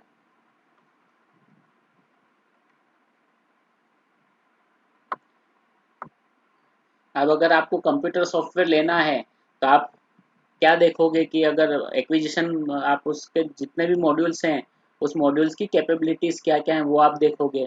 ठीक है, तो अगर एक्विजिशन की बात की जाए यहाँ पे एक्विजिशन मॉड्यूल की, तो उसमें कौन कौन सी चीज़ें होना चाहिए अगर कंप्यूटराइज सॉफ्टवेयर है तो? अलग अलग तरीके के मटेरियल जो हैं, बुक्स हो, जर्नल हो, सीडी डीवीडी हो। ठीक है, इन सब चीज़ों को वो क्या कर सके? एकोमोडेट कर सके, चाहे मोनोग्राफ हो या फिर series, annuals, index, loose leaf material, किसी भी तरह का मटेरियल हो वो उसके अंदर एडाप्टेबल होना चाहिए। ठीक है, accommodate and identify variety of formats। अब वो सीडी रोम हो, कैसेट्स हो, वीडियो टेप्स हो, प्रिंट हो, नॉन प्रिंट हो, तो ये सारी चीज़ें उसमें अलग अलग फॉर्मेट में है तो भी वो उसमें एकोमोडेट हो जानी चाहिए। ठीक है, रिकॉर्ड स्टोर एंड डिस्प्ले, उसके अंदर ये फैसिलिटी होना चाहिए कि हम उसमें ये सारी चीज़ें रिकॉर्ड कर सकें, हमें उसका स्टेटस भी बता दें। ठीक है, ये सारी इंफॉर्मेशन हमें शो करे रिपोर्ट के जरिए। Then accommodate different type of orders. ठीक है, ऑर्डर्स को भी वो एकोमोडेट कर सके। ये सारी चीज़ें वैसे जनरली सभी में होती ही है। ठीक है, then output reports of computerize acquisition job. अब एक्विजिशन का अगर आपके पास मॉड्यूल आप यूज़ कर रहे हो तो उसमें कौन कौन सी रिपोर्ट्स आपके पास उससे जनरेट होना चाहिए। ठीक है, तो ये सारी रिपोर्ट से जो उसमें से आपको लगता है कि आप वो जनरेट उसमें से होना चाहिए। हमने कितनी बुक का ऑर्डर दिया है, किसको दिया है, ठीक है, किसने उसको अप्रूवल दिया है, उसमें से कितनी आ गई है, कितनी नहीं आई है, गिफ्ट में कितनी बुक मिली है, कितनी बुक का ऑर्डर कैंसिल हो गया है। ठीक है, ये सारी चीज़ें हमें पता चलना चाहिए रिपोर्ट्स के थ्रू। ये सारी एक्टिविटीज़ होती है जो आप कर सकते हो कंप्यूटर के थ्रू। अब अगर कंप्यूटर कैटलॉगिंग सिस्टम है, वो हमने अभी एक्विजिशन सिस्टम पढ़ा। अब कंप्यूटराइज कैटलॉगिंग सिस्टम है, तो कंप्यूटराइज कैटलॉगिंग सिस्टम में आप क्या क्या देखोगे कि उसके अंदर जो स्टैंडर्ड फॉर्मेट्स हैं, ठीक है, स्टैंडर्ड फॉर्मेट अभी कौन सा है, मार्क 21 है, तो मार्क 21 को वो सपोर्ट करना चाहिए, Z39.50 को सपोर्ट करना चाहिए। ठीक है, अलग अलग जो स्टैंडर्ड्स हैं उसको वो सपोर्ट करना चाहिए।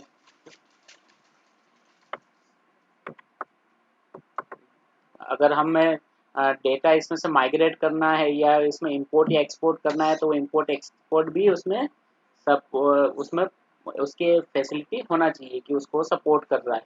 ठीक है, ऑथोरिटी कंट्रोल वहाँ पे होना चाहिए। ये सारी चीज़ें हमें कैटलॉगिंग मॉड्यूल में देखना होता है। ठीक है, तो ऑथोरिटी फॉर्मेट में क्या आता है, ऑथर का नाम आता है। ठीक है, ऑथर चाहे पर्सनल हो, कॉर्पोरेट हो या फिर कोई और हो। ठीक है, और सब्जेक्ट में हमें टॉपिकल टर्म्स की भी ऑथोरिटी फाइल बनाए, फिर टाइटल की बना दे, सीरीज इंट्रीज की ऑथोरिटी फाइल बनाए, यूनिफॉर्म टाइटल की बनाए।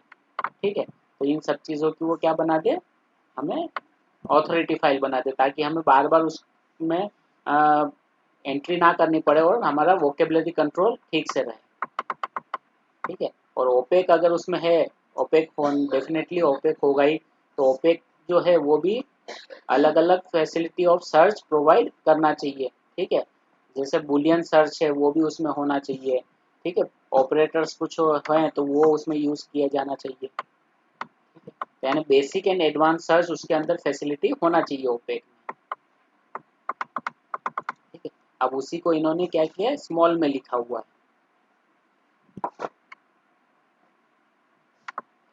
और ये भी Z39.50 उसमें होना चाहिए। कुछ और जो स्टैंडर्ड्स हैं सभी स्टैंडर्ड्स को वो फॉलो करना चाहिए। ठीक है, और उसके बाद हमें रिपोर्ट भी बना के दे वो, कि हमें जो रिपोर्ट चाहिए वो उसमें कंप्यूटराइज फॉर्म में हमें मिल जाए।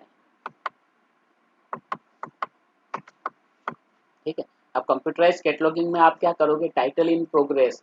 टाइटल इन प्रोग्रेस मतलब जो आप अभी लेटेस्ट आपने खरीदी, जो बुक्स खरीदी है जो आपकी एक्विजिशन में है, आप उनकी एंट्री करोगे। ठीक है, फिर रेट्रोस्पेक्टिव कन्वर्जन मतलब अगर आपने नया नया कैटलॉग कंप्यूटराइजेशन किया है, अगर लाइब्रेरी पहले से है और नया आप कंप्यूटराइजेशन करते हैं, तो क्या होता है कि पुरानी बुक्स भी होती है, तो जो पुरानी पहले की बुक है जिनका कंप्यूटराइजेशन या कंप्यूटराइज कैटलॉगिंग नहीं की गई, तो आप उनको भी कंप्यूटर में एंट्री करोगे, that is called retrospective conversion.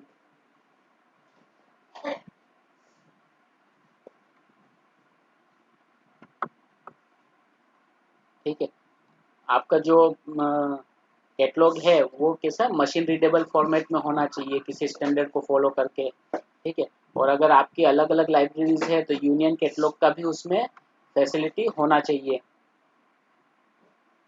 Commercially available files for mark catalogue. ठीक है, अब यहाँ पे आप क्या करते हैं, आप जो मार्क रिकॉर्ड्स हैं उनकी फाइल्स को कहाँ से, किसी एक्सटर्नल डेटा से डाउनलोड करके अपने सॉफ्टवेयर में इंपोर्ट कर सकते हो। ठीक है, वो फ्री भी हो सकती है या फिर कॉमर्शियली अवेलेबल भी हो सकती है।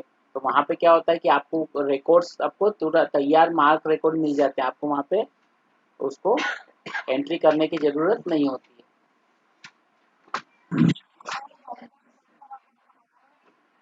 रेट्रोस्पेक्टिव, देखिए रेट्रोस्पेक्टिव का मतलब होता है कि जब आप समझिए कि आपकी लाइब्रेरी 10 सालों से है, लेकिन आपने कंप्यूटराइजेशन लाइब्रेरी ऑटोमेशन 2 साल पहले किया है, या अभी आप कह रहे हो कि अभी हमें मुझे लाइब्रेरी ऑटोमेशन किया है, आपकी जॉब लग गई लाइब्रेरी में, आपने देखा कि वहाँ पे लाइब्रेरी में 5,000 किताबें हैं, लेकिन कंप्यूटराइजेशन कुछ नहीं है, कंप्यूटर भी पड़ा है, सब कुछ मैनुअल भी है नहीं है, कुछ भी नहीं, तो आपने सोचा कि नहीं हम लाइब्रेरी ऑटोमेशन करेंगे। अब बुक लाइब्रेरी में आती जा रही है, ठीक है, आती जा रही, तो आप क्या करोगे, अब कंप्यूटराइजेशन तो आपने वहाँ पे कर दिया, कंप्यूटर सॉफ्टवेयर इंस्टॉल कर दिया, लेकिन केवल सॉफ्टवेयर इंस्टॉल करने से सब कुछ नहीं होता है, आपको हर प्रोसेस को कंप्यूटराइज करना होता है, ठीक है। तो अब जैसे जैसे किताबें आती जा रही है, उनको आप एंट्री भी करते जा रहे हो, लेकिन पुरानी जो किताबें पड़ी है उनको जब आप कंप्यूटर में एंट्री करते हो तो उसको बोलते हैं रिट्रोस्पेक्टिव कन्वर्जन, ठीक है। और अगर आपकी लाइब्रेरी बहुत बिजी है कि बुक आती ही रहती है, आपको बहुत ज़्यादा टाइम नहीं मिलता, तो फिर ये पॉसिबिलिटी है कि आपको रिट्रोस्पेक्टिव कन्वर्जन के लिए बहुत टाइम नहीं मिलेगा, ठीक है।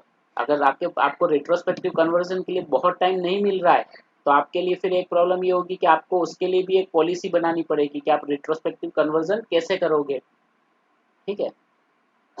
तो आप क्या करोगे, जो बुक ज़्यादा यूज हो रही है उनको आप पहले कंप्यूटराइज करोगे, ठीक है, और जैसे जैसे फिर समझ मिलता जा रहा है तो कम यूज वाली बुक एंट्री करोगे, और फिर सबसे लास्ट में ऐसी बुक की एंट्री करोगे जो यूज हो ही नहीं रही, ठीक है। तो यानी पुराने रिकॉर्ड्स को कंप्यूटराइज करना, वो यानी पुराने काम को निपटाना, वो रिट्रोस्पेक्टिव कन्वर्जन उसे ये कहा जाता है।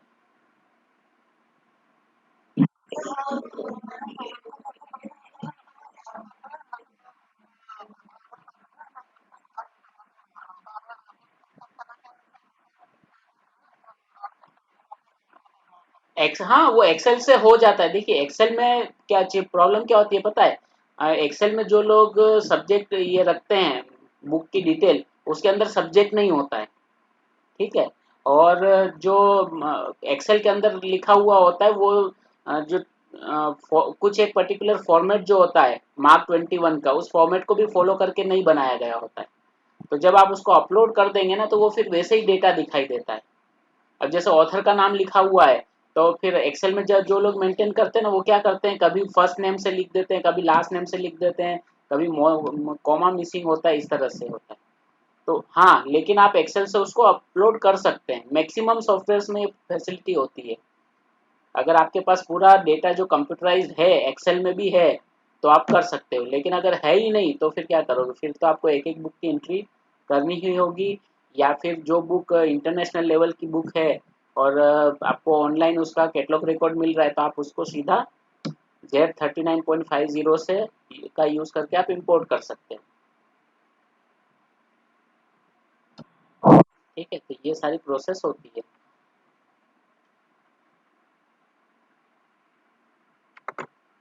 ठीक है। अब कैटलॉगिंग में जो बेसिक चीज़ें हैं वो क्या है, ऑथोरिटी कंट्रोल है, डेटा एंट्री है, और उसको आप डाउनलोड कर सकते हो, ठीक है।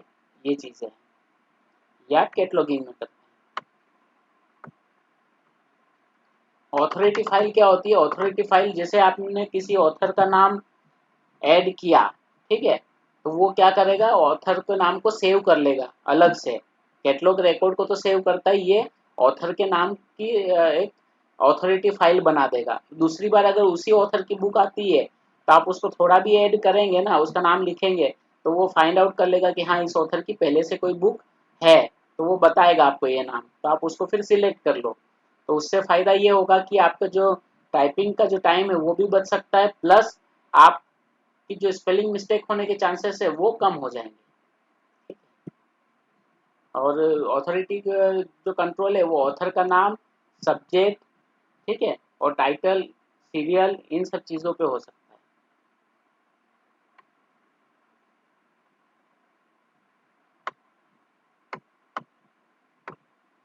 ठीक है। फिर आप जो भी बुक्स हैं उसकी बिब्लियोग्राफिकल एंट्री करोगे, that is called data entry, ठीक है। उसके बाद कॉपी कैटलॉगिंग भी आप कर सकते हो। कॉपी कैटलॉगिंग मतलब केवल ISBN नंबर डाल के आप उस रिकॉर्ड को फैच कर सकते हो। अगर लाइब्रेरी ऑफ कांग्रेस जैसे है, लाइब्रेरी ऑफ कांग्रेस में अगर आपके पास जो बुक है जिसकी आपको एंट्री पूरी करना है, वो बुक लाइब्रेरी ऑफ कांग्रेस में ऑलरेडी अवेलेबल है, तो आप वो ISBN नंबर आप अपने सॉफ्टवेयर में डालो और वो सीधा उस रिकॉर्ड को फैच कर लेगा। ठीक है, या तो उस कैटलॉगिंग रिकॉर्ड को आप डाउनलोड कर लो और अपने सॉफ्टवेयर में इंपोर्ट कर लो, लेकिन वो तभी होगा जब उसमें Z39.50 प्रोटोकॉल को वो सपोर्ट कर रहा है और मार्क 21 को सपोर्ट कर रहा है। अगर ये दो चीज़ों को सपोर्ट नहीं कर रहा है तो ये प्रोसेस पॉसिबल नहीं है। तो आपको जितना भी टाइम उस बुक की एंट्री में लग रहा था वो सारा टाइम आपका बच जाएगा, आपको उसकी टाइपिंग करने की ज़रूरत नहीं रहेगी।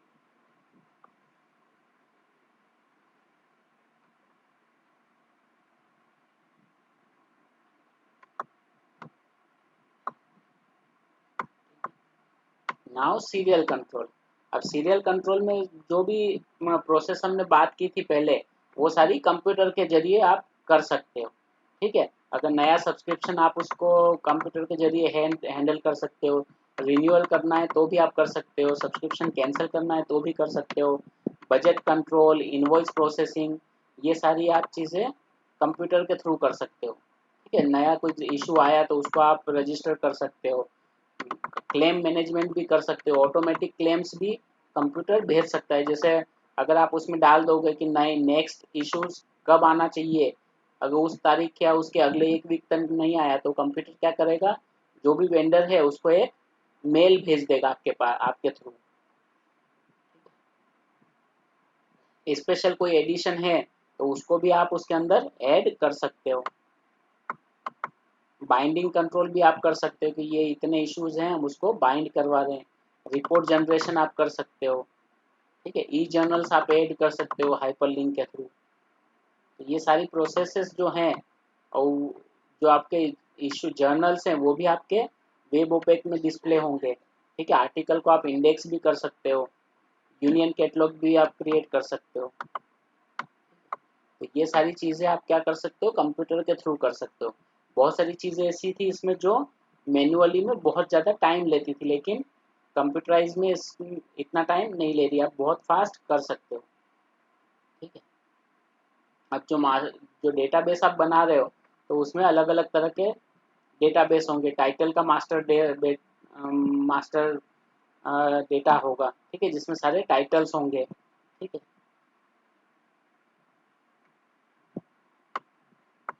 देन कंट्री का मास्टर होगा। हर कंट्री के भी रिकॉर्ड्स बने हुए होते हैं, हर कंट्रीज के जो पब्लिकेशन हैं उसके होंगे। ठीक है, पब्लिकेशन लैंग्वेज वाइज मास्टर्स होंगे। लेकिन ये आप जब ऐड करोगे तो ये क्या, सारा एक ही रिकॉर्ड के अंदर आपको ऐड करना होता है। ठीक है, उसके बाद पब्लिशर बाइंडर का मास्टर होगा, पब्लिशर के मास्टर्स होते हैं। ठीक है, तो ये अलग अलग मास्टर फाइल्स होती है जो आपको बनाना होती है। ठीक है, जितने भी सप्लायर्स हैं उनकी डिटेल आप डाल दीजिए तो सारे सप्लायर आपके इसमें ऐड हो जाएंगे। बाइंडर्स की रिकॉर्ड बनाना है तो सारा मास्टर बाइंडर्स का आप डेटा डाल दीजिए तो वो भी सेव हो जाएंगे। ठीक है, अब सीरियल है तो इसमें फ्रीक्वेंसी मास्टर होता है कि बुक मंथली जो मैगजीन या जर्नल इशू है, सीरियल इशू है, वो उसकी फ्रीक्वेंसी क्या है, वो मंथली है, बाय मंथली है। ठीक है, वीकली है, बाई वीकली है, या क्वार्टरली है, 6 मंथली है, एनुअली है, किस तरह की उसकी फ्रीक्वेंसी है वो भी आप उसको सेट कर सकते हो। बजट मास्टर आप बना सकते हो कि कौन से बजट में आप कौन सा जर्नल ले रहे हो। ठीक है, करेंसी मास्टर बना सकते हो जहाँ पे आप सभी अलग अलग तरह की करेंसी का नाम डाल के, उसका सिंबल डाल के उसका कन्वर्जन रेट डाल सकते हो। ठीक है, अब डिलीवरी उसकी किस तरह से हो रही है ये भी उसमें डाल सकते हो कि वो मेल के थ्रू आएगी या पोस्ट के थ्रू आएगी। ठीक है, लेकिन ये इतनी इम्पोर्टेंट चीज़ नहीं होती है, इसका इतना इशू नहीं है। तो जैसे भी आ रही है आपके पास आ जानी चाहिए। फिजिकल मीडिया का मास्टर होता है कि जो आपके पास जर्नल है वो किस फॉर्मेट में है। ठीक है, वो प्रिंट में है या फिर सीडी में है या ऑनलाइन है। लेकिन अभी जो जर्नल सब यूज़ कर रहे हैं अभी हमारे पास केवल प्रिंट फॉर्मेट और ऑनलाइन, यही दो मैक्सिमम, यही दो यूज़ करते हैं। अब CD रोम वाला तो बहुत कम हो गया होगा, शायद ही कहीं बचा हो। ठीक है, या तो ऑनलाइन यूज होता है या तो प्रिंट यूज होता है। देन बाइंडिंग का टाइप है ना, किस तरह की बाइंडिंग आप करवाते हो, हार्ड बाइंड या पेपर बेक या क्लॉथ बाइंडिंग। ठीक है, अलग अलग तरह की बाइंडिंग होती है और उन बाइंडिंग्स का भी आप मास्टर बना सकते हो। तो ये सारे अलग अलग रिकॉर्ड्स आप एक बार बना देते हो कि कौन सी बुक किस कौन से इश्यूज का जो बाइंडिंग है वो किस फॉर्मेट में, वो भी आपको पता चल सकता है। अब इसमें अगर सब्सक्रिप्शन, इसमें भी देखिए सीरियल कंट्रोल में जितने भी लाइब्रेरी हाउस कीपिंग ऑपरेशन है वो सारे सीरियल कंट्रोल में भी अवेलेबल होते हैं। ठीक है, जैसे यहाँ पे सिलेक्शन ऑफ सीरियल्स, ठीक है, उसका ऑर्डरिंग, उनका रिन्यूअल या डिसकंटिन्यूएशन। ठीक है, तो डिलीवरी मोड कि कौन सी डिलीवरी आपको चाहिए, सब्सक्रिप्शन मोड कैसा सब्सक्रिप्शन चाहिए आपको। ठीक है, टर्म्स एंड कंडीशंस आप क्रिएट कर सकते हो, वेंडर को आप सिलेक्ट कर सकते हो। ठीक है, अप्रूवल, ऑर्डरिंग, ये सारी चीज़ें जो हम मैन्युअली करते हैं वो सारी चीज़ें कंप्यूटराइज फॉर्म में भी हो सकती है। ठीक है, लेकिन ये केवल यूनिवर्सिटी के लिए काम की है। ठीक है, क्योंकि यूनिवर्सिटी में अप्रूवल देने वाला भी उसी सॉफ्टवेयर को यूज़ कर रहा है और उसकी एंट्री करने वाला भी उसी सॉफ्टवेयर को यूज़ कर रहा है। लेकिन छोटी इंस्टीट्यूशन में जहाँ अप्रूविंग अथॉरिटी कोई और होती है तो फिर वहाँ पे ये चीज़ें पॉसिबल नहीं होती है, या तो फिर वो खुद को, यानी आप पेपर पे परमिशन लीजिए और आप खुद ही उसमें अप्रूवल भी दे दीजिए। तो इस तरह से आप कर सकते हैं। ठीक है, तो यहाँ पे देखिए selection, order and payment and acquisition. ठीक है, एक्विजिशन में यहाँ पे कुछ चीज़ें होती है कि आप उसको इशू आएगा तो आप उसको रजिस्टर्ड करो और जो नहीं आया उसके लिए क्लेम करो। ठीक है, रिमाइंडर्स भेजो। और यहाँ पे जो सब्सक्रिप्शन में जर्नल्स या जो सब्सक्रिप्शन बेस्ड आइटम होते हैं उनका जो पेमेंट होता है वो हमेशा एडवांस में होता है। बुक का जो पेमेंट होता है बुक के रिसीव होने के बाद होता है। ठीक है, तो ये एक डिफरेंस है जो आपको याद रखना है।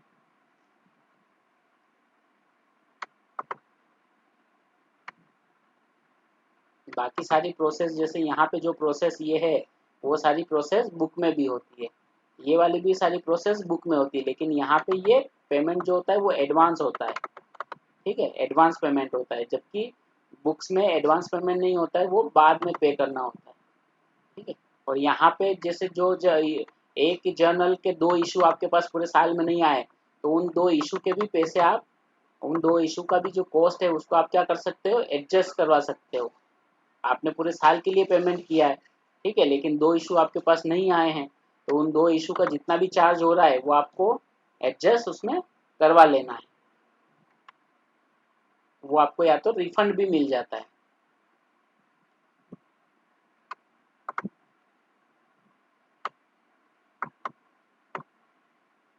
ठीक है, देन सर्कुलेशन एंड बाइंडिंग। तो आप उनको वैसे तो जर्नल्स इशू होते नहीं है, ठीक है, किसी पर्टिकुलर रीज़न से अगर आप उनको इशू कर रहे हैं तो फिर आप उसको क्या कर सकते हो, उसका रिकॉर्ड भी रख सकते हो। ठीक है, और उसकी फिर बाइंडिंग की जाती है। जो एक इशू, जो एक वॉल्यूम अगर कंप्लीट हो जाता है पुराने तो वो फिर उस रैक से बाहर आ जाता है। ठीक है, डिस्प्ले रैक से बाहर आ जाता है, फिर उसको आप बाइंड करके बाइंडिंग जर्नल, बाइंडिंग इशू के की तरह उसको रख सकते हो। तो फिर आपको कैटलॉगिंग करना है, आर्टिकल का इंडेक्सिंग करना है, ये सारी चीज़ें जो हम बुक की भी कैटलॉगिंग करते हैं वैसे ही जर्नल के इश्यूज की या जर्नल की भी कैटलॉगिंग आपको करना है। ठीक है, ये उसकी सारी प्रोसेस लिखी हुई है जो हमने ऑलरेडी डिस्कस कर ली है। ठीक है, रिमाइंडर मतलब अगर कोई इशू नहीं आया है तो आपको उसका रिमाइंडर भेजना होता है।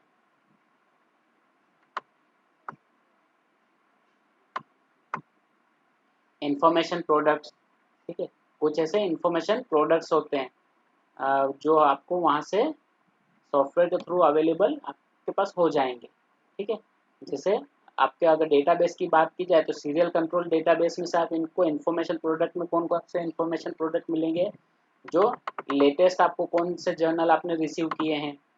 Then list of journal received available on a particular discipline. ठीक है, एक पर्टिकुलर डिसिप्लिन वाइज आपके पास कौन कौन से जर्नल है। ठीक है, होल्डिंग लिस्ट आपको उसकी अल्फ़ाबेटिकली प्रोवाइड पता चल जाएगी कि आपके पास कितने जर्नल है उसकी अल्फ़ाबेटिकल लिस्ट मिल जाएगी, ठीक है।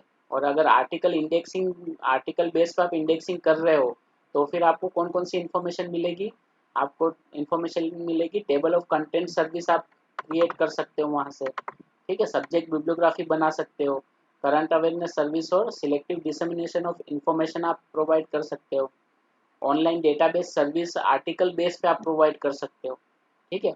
आर्टिकल अलर्ट सर्विस भी आप उससे दे सकते हो। लेकिन ये सारी चीज़ें डिपेंड करती है, बहुत सारी सर्विसेज जो होती है ना वो डिपेंड करती है कि आपके पास इंफॉर्मेशन किस लेवल तक है। अगर आपके पास इंफॉर्मेशन केवल पीरियोडिकल लेवल तक है तो आप उतनी ही इंफॉर्मेशन दे सकते हो, आप आर्टिकल लेवल तक की इंफॉर्मेशन नहीं दे सकते। लेकिन आर्टिकल लेवल तक की इंफॉर्मेशन आपके पास है, आप पर्टिकुलर आर्टिकल्स को भी अगर इंडेक्स कर रहे हो तो फिर आर्टिकल लेवल की भी इंफॉर्मेशन आप दे सकते हो, ठीक है। आर्टिकल इंडेक्सिंग का मतलब है कि एक जर्नल के साथ साथ उस जर्नल के अंदर कितने आर्टिकल लिखे गए उन आर्टिकल की भी एंट्री करना, ठीक है। That is article indexing. फिर उसमें आप एब्स्ट्रैक्ट बुलेटिन भी बना सकते हो, न्यूज़ कंपाइलेशन भी कर सकते हो, तो ये सारी चीज़ें आप कर सकते हो। अब अगर कंप्यूटराइज सिस्टम है तो आपके पास क्या फ़ायदे हो जाएंगे, आपकी स्पीड एंड एक्यूरेसी बढ़ जाएगी, आपके पास जो रिपोर्ट्स हैं वो आप इजीली जनरेट कर पाओगे, आप जो रिमाइंडर्स हैं वो टाइमली रिमाइंडर्स दे पाओगे, ठीक है। आर्टिकल इंडेक्सिंग आपके पास डेटाबेस तैयार हो जाएगा, ठीक है। जो सीरियल होल्डिंग है ये सब काम जो है आप क्या कर पाओगे, क्विक प्रोडक्शन कर सकते हो, मतलब वो एक्यूरेसी और स्पीड आ जाएगी। अगर आपको पूरी लिस्ट चाहिए तो आपको एक क्लिक में पूरी लिस्ट मिल सकती है, ठीक है। फिर आपके जो सीरियल डेटाबेस है उसकी क्या कर सकते हो, आप ऑनलाइन एक्सेस दे सकते हो कहीं से भी, ठीक है। आपको पहले से पता रहेगा कि कौन सा इशू कब आना चाहिए, क्योंकि ये क्या करता है जब आप इंडेक्सिंग करोगे पहली बार कोई जर्नल की एंट्री डालोगे और उसका इशू रिसीव डेट डालोगे और उसकी फ्रीक्वेंसी डालोगे तो वो पहले से ही काउंट कर लेगा कि अगर वीकली जर्नल है, ठीक है, वीकली मैगजीन है और 1 तारीख को फर्स्ट इशू आया है तो दूसरा इशू कब आना चाहिए, 7 या 8 तारीख को आना चाहिए। तो पूरे साल का फिर वो पूरा जो शेड्यूल है वो अपने आप क्रिएट कर लेता है। Then it helps in the export and import of cataloguing data, तो इंपोर्ट एंड एक्सपोर्ट भी कर सकते हो आप, ठीक है। तो आपके एडमिनिस्ट्रेटिव पर्पस के लिए आपको बहुत सारे डेटा इसमें से मिल सकता है, ठीक है। बहुत सारी इंफॉर्मेशन और इंफॉर्मेशन प्रोडक्ट जैसे कि हमने ऊपर डिस्कस किया था वो भी आपको यहाँ से मिल सकता है। तो ये सारे बेनिफिट है ऑटोमेशन के, ठीक है। Now computerize circulation system. Circulation हम सभी को पता है, सर्कुलेशन का मतलब होता है बुक को इशू करना और बुक को रिटर्न लेना, बुक को रिजर्व करना, ठीक है। ये सारी चीज़ें जो होती है, इंटर लाइब्रेरी लोन की फैसिलिटी देना, राइट ऑफ करना, ठीक है, रिप्लेस करना, ये सारी चीज़ें जो होती है वो सर्कुलेशन वाले मॉड्यूल के अंदर आती है, ठीक है। तो सर्कुलेशन मॉड्यूल दो तरह की इंफॉर्मेशन को मैच करता है, एक इंफॉर्मेशन होता है बोरोवर की और एक इंफॉर्मेशन होती है आइटम की, ठीक है, इंफॉर्मेशन अबाउट द रिसोर्स की, ठीक है। यानी आपका कैटलॉगिंग एंट्री और जो आपका पेट्रॉन है या यूजर है उसका डेटा, इन दोनों की फाइल को मैच करके वो बुक को इशू या रिटर्न करता है, ठीक है। और उससे एक जो नई इंफॉर्मेशन जनरेट होती है वो कौन सी होती है कि आपने इशू कब की, उसकी ड्यू डेट कौन सी होगी और आपको रिटर्न वो आइटम कब हुआ। अगर वो लेट हो रही है तो उस पर क्या कोई फाइन है, हो रहा है या नहीं हो रहा है, ठीक है। तो ये तीसरी फाइल, इन दोनों फाइल का यूज करके तीसरी फाइल यहाँ पे बनती है, ठीक है। अब सर्कुलेशन जैसे कि हमने बात की कि हम क्या क्या करेंगे, ठीक है।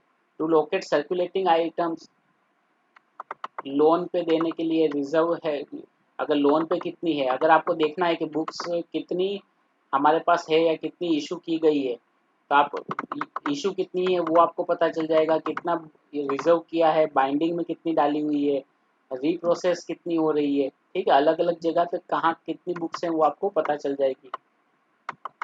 ठीक है। एक पर्टिकुलर यूजर के पास कौन कौन सी बुक है वो भी पता चल जाएगी, plus specific class of borrowers के पास कितनी बुक है वो भी आपको पता चल जाएगी। अगर रिकॉल करना है, बुक्स को वापस मंगवाना है, तो उसका भी आप मेल कर सकते हो या मैसेज कर सकते हो। ठीक है। ओवरड्यू चार्जेस आप काउंट कर सकते हो कंप्यूटराइज्ड वे में, उनकी ऑनलाइन स्लिप या ऑफलाइन स्लिप आप निकाल सकते हो। ठीक है। आरएफआईडी के साथ भी ये सिस्टम जो है वो क्या हो सकता है, इंटीग्रेट हो सकता है। ठीक है। इंटर लाइब्रेरी लोन की फैसिलिटी आप सर्कुलेशन के थ्रू दे सकते हैं। लोन, अगर आप स्टूडेंट के पावर्स उसमें जब हम ऐड करते हैं तो वो ऑटोमेटिकली क्या करता है, लोन पीरियड को कैलकुलेट कर लेता है। अगर हम देखते हैं कि एक स्टूडेंट को 15 डेज के लिए बुक मिलना चाहिए, तो वो ऑटोमेटिकली कैलकुलेट कर लेगा कि उसे उसकी जो रिटर्न डेट है वो कब होगी। ठीक है। उसके बाद वो ऑटोमेटिकली फाइन भी कैलकुलेट कर सकता है। आपने पर्टिकुलर पीरियड में कितना फाइन कलेक्ट किया है वो भी उसमें कैलकुलेट हो जाएगा। मतलब जितनी भी रिपोर्ट्स जो आपके लिए यूजफुल है वो कंप्यूटर आपको जनरेट करके दे देगा। ठीक है। सर्कुलेशन में मेंबरशिप मैनेजमेंट भी आपको करना होता है। ठीक है। मेंबर्स जितने हैं उनका भी आपको डेटा उसमें ऐड करना होता है। जितनी भी कैटेगरीज हैं, यूजर कैटेगरीज, उनके प्रिविलेजेस आपको सेट करना है कि टीचर हैं तो उनको बुक कितने समय के लिए इशू हो सकती है, कितनी इशू हो सकती है, कितनी बार रिन्यू हो सकती है। ठीक है। अगर स्टूडेंट है तो उनकी कैटेगरी में भी अब यूजी स्टूडेंट है, पीजी स्टूडेंट है, अगर स्कूल लाइब्रेरी है तो यानी प्राइमरी स्टूडेंट है या सेकेंडरी है या हायर सेकेंडरी है। ठीक है। तो अगर उनके लिए अलग अलग रूल्स हैं तो वो अलग अलग रूल्स को भी कंप्यूटर क्या कर सकता है, उसमें इनकॉर्पोरेट कर सकता है।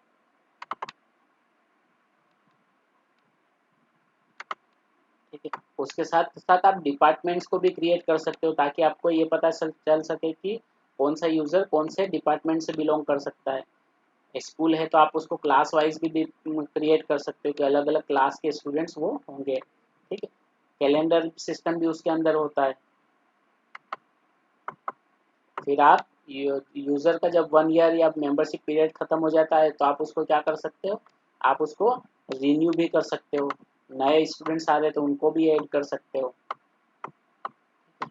पुराने को आप अगर आपको डिलीट करना है तो आप डिलीट भी कर सकते हो। अगर कोई स्टूडेंट छोड़ देता है, ठीक है, तो फिर आप उसको डिलीट कर सकते हो। या फिर अगर आपके पास स्पेस का प्रॉब्लम नहीं है तो आप वो रिकॉर्ड रख भी सकते हो। ठीक है। अब आउटपुट में आपको क्या इन्फॉर्मेशन मिलेगी, आपको आपके यूज़र की इन्फॉर्मेशन मिलेगी। आप उसको नोड्यू भी जनरेट कर सकते हो। जब वो स्कूल या कॉलेज छोड़ के जाता है तो वो लाइब्रेरी में भी उसे भेजा जाता है ताकि लाइब्रेरी में कोई उसके बुक्स या किसी और प्रकार का इंफॉर्मेशन रिसोर्सेस उसने कुछ इशू करवाया है क्या या नहीं करवाया है। ठीक है। तो लाइब्रेरी से नोड्यू सर्टिफिकेट भी आप सॉफ्टवेयर के थ्रू जनरेट कर सकते हो। मेंबरशिप आईडी कार्ड भी आप उसका जनरेट कर सकते हो। ठीक है। तो ये सारी चीज़ें कंप्यूटराइज वे में आप कर सकते हो। इशू को आप चेक इन भी कहा जाता है। ठीक है। बुक इशू कर रहे हैं उसको चेक इन भी कहा जाता है। नहीं, यहाँ पे गलत लिखा हुआ है। इशू मतलब चेक आउट होता है, चेक इन नहीं होता है। इशू मतलब चेक आउट एंड रिटर्न मतलब चेक इन। हम यहाँ पे इसको आउट कर रहे हैं, यहाँ पे इसको इन कर रहे हैं। तो ये अगर आपकी बुक में है तो आप इसको करेक्ट कर लीजिए। ठीक है। Return is check in and issue is check out. ठीक है।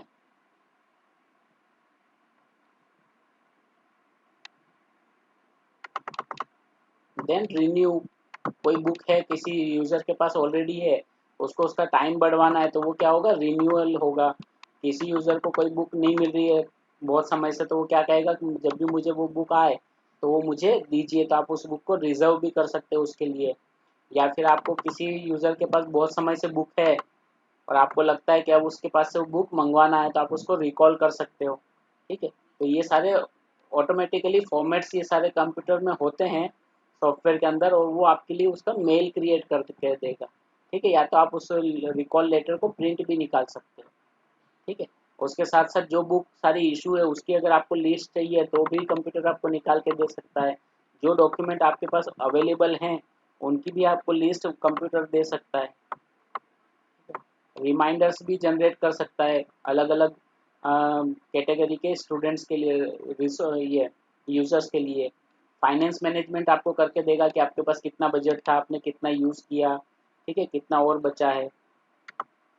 इंटर लाइब्रेरी लोन में जो जो इन्फॉर्मेशन आपको चाहिए वो सारी इन्फॉर्मेशन कंप्यूटर आपको जनरेट करके देगा।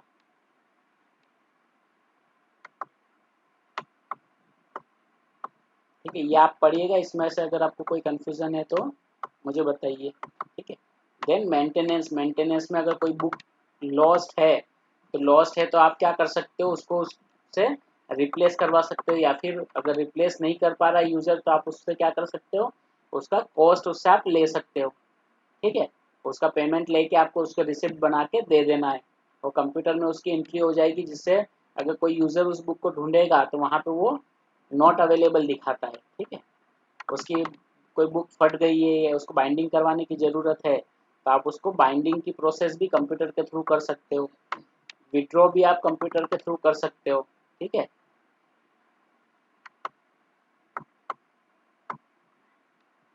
कंप्यूटर क्या करेगा, मेंबरशिप आईडी कार्ड दे सकता है, रिमाइंडर दे सकता है, लिस्ट ऑफ जो पेट्रॉन है उसकी आपको वो प्रोवाइड करवा सकता है, एक पर्टिकुलर पीरियड में कितनी बुक इशू की गई है, ठीक है, कितनी रिटर्न की गई है, कितनी रिजर्व की गई है, ये सभी जो रिपोर्ट्स हैं, ये सारी रिपोर्ट्स आपको रिपोर्टिंग सेक्शन के थ्रू मिल सकती है। लाइब्रेरी कितना यूज़ हो रही है, सबसे ज़्यादा कौन से यूज़र्स आ रहे हैं लाइब्रेरी में, सबसे ज़्यादा कौन से यूज़र्स बुक इशू करवा रहे हैं, नो ड्यू सर्टिफिकेट इशू करना है तो वो हो जाएगा।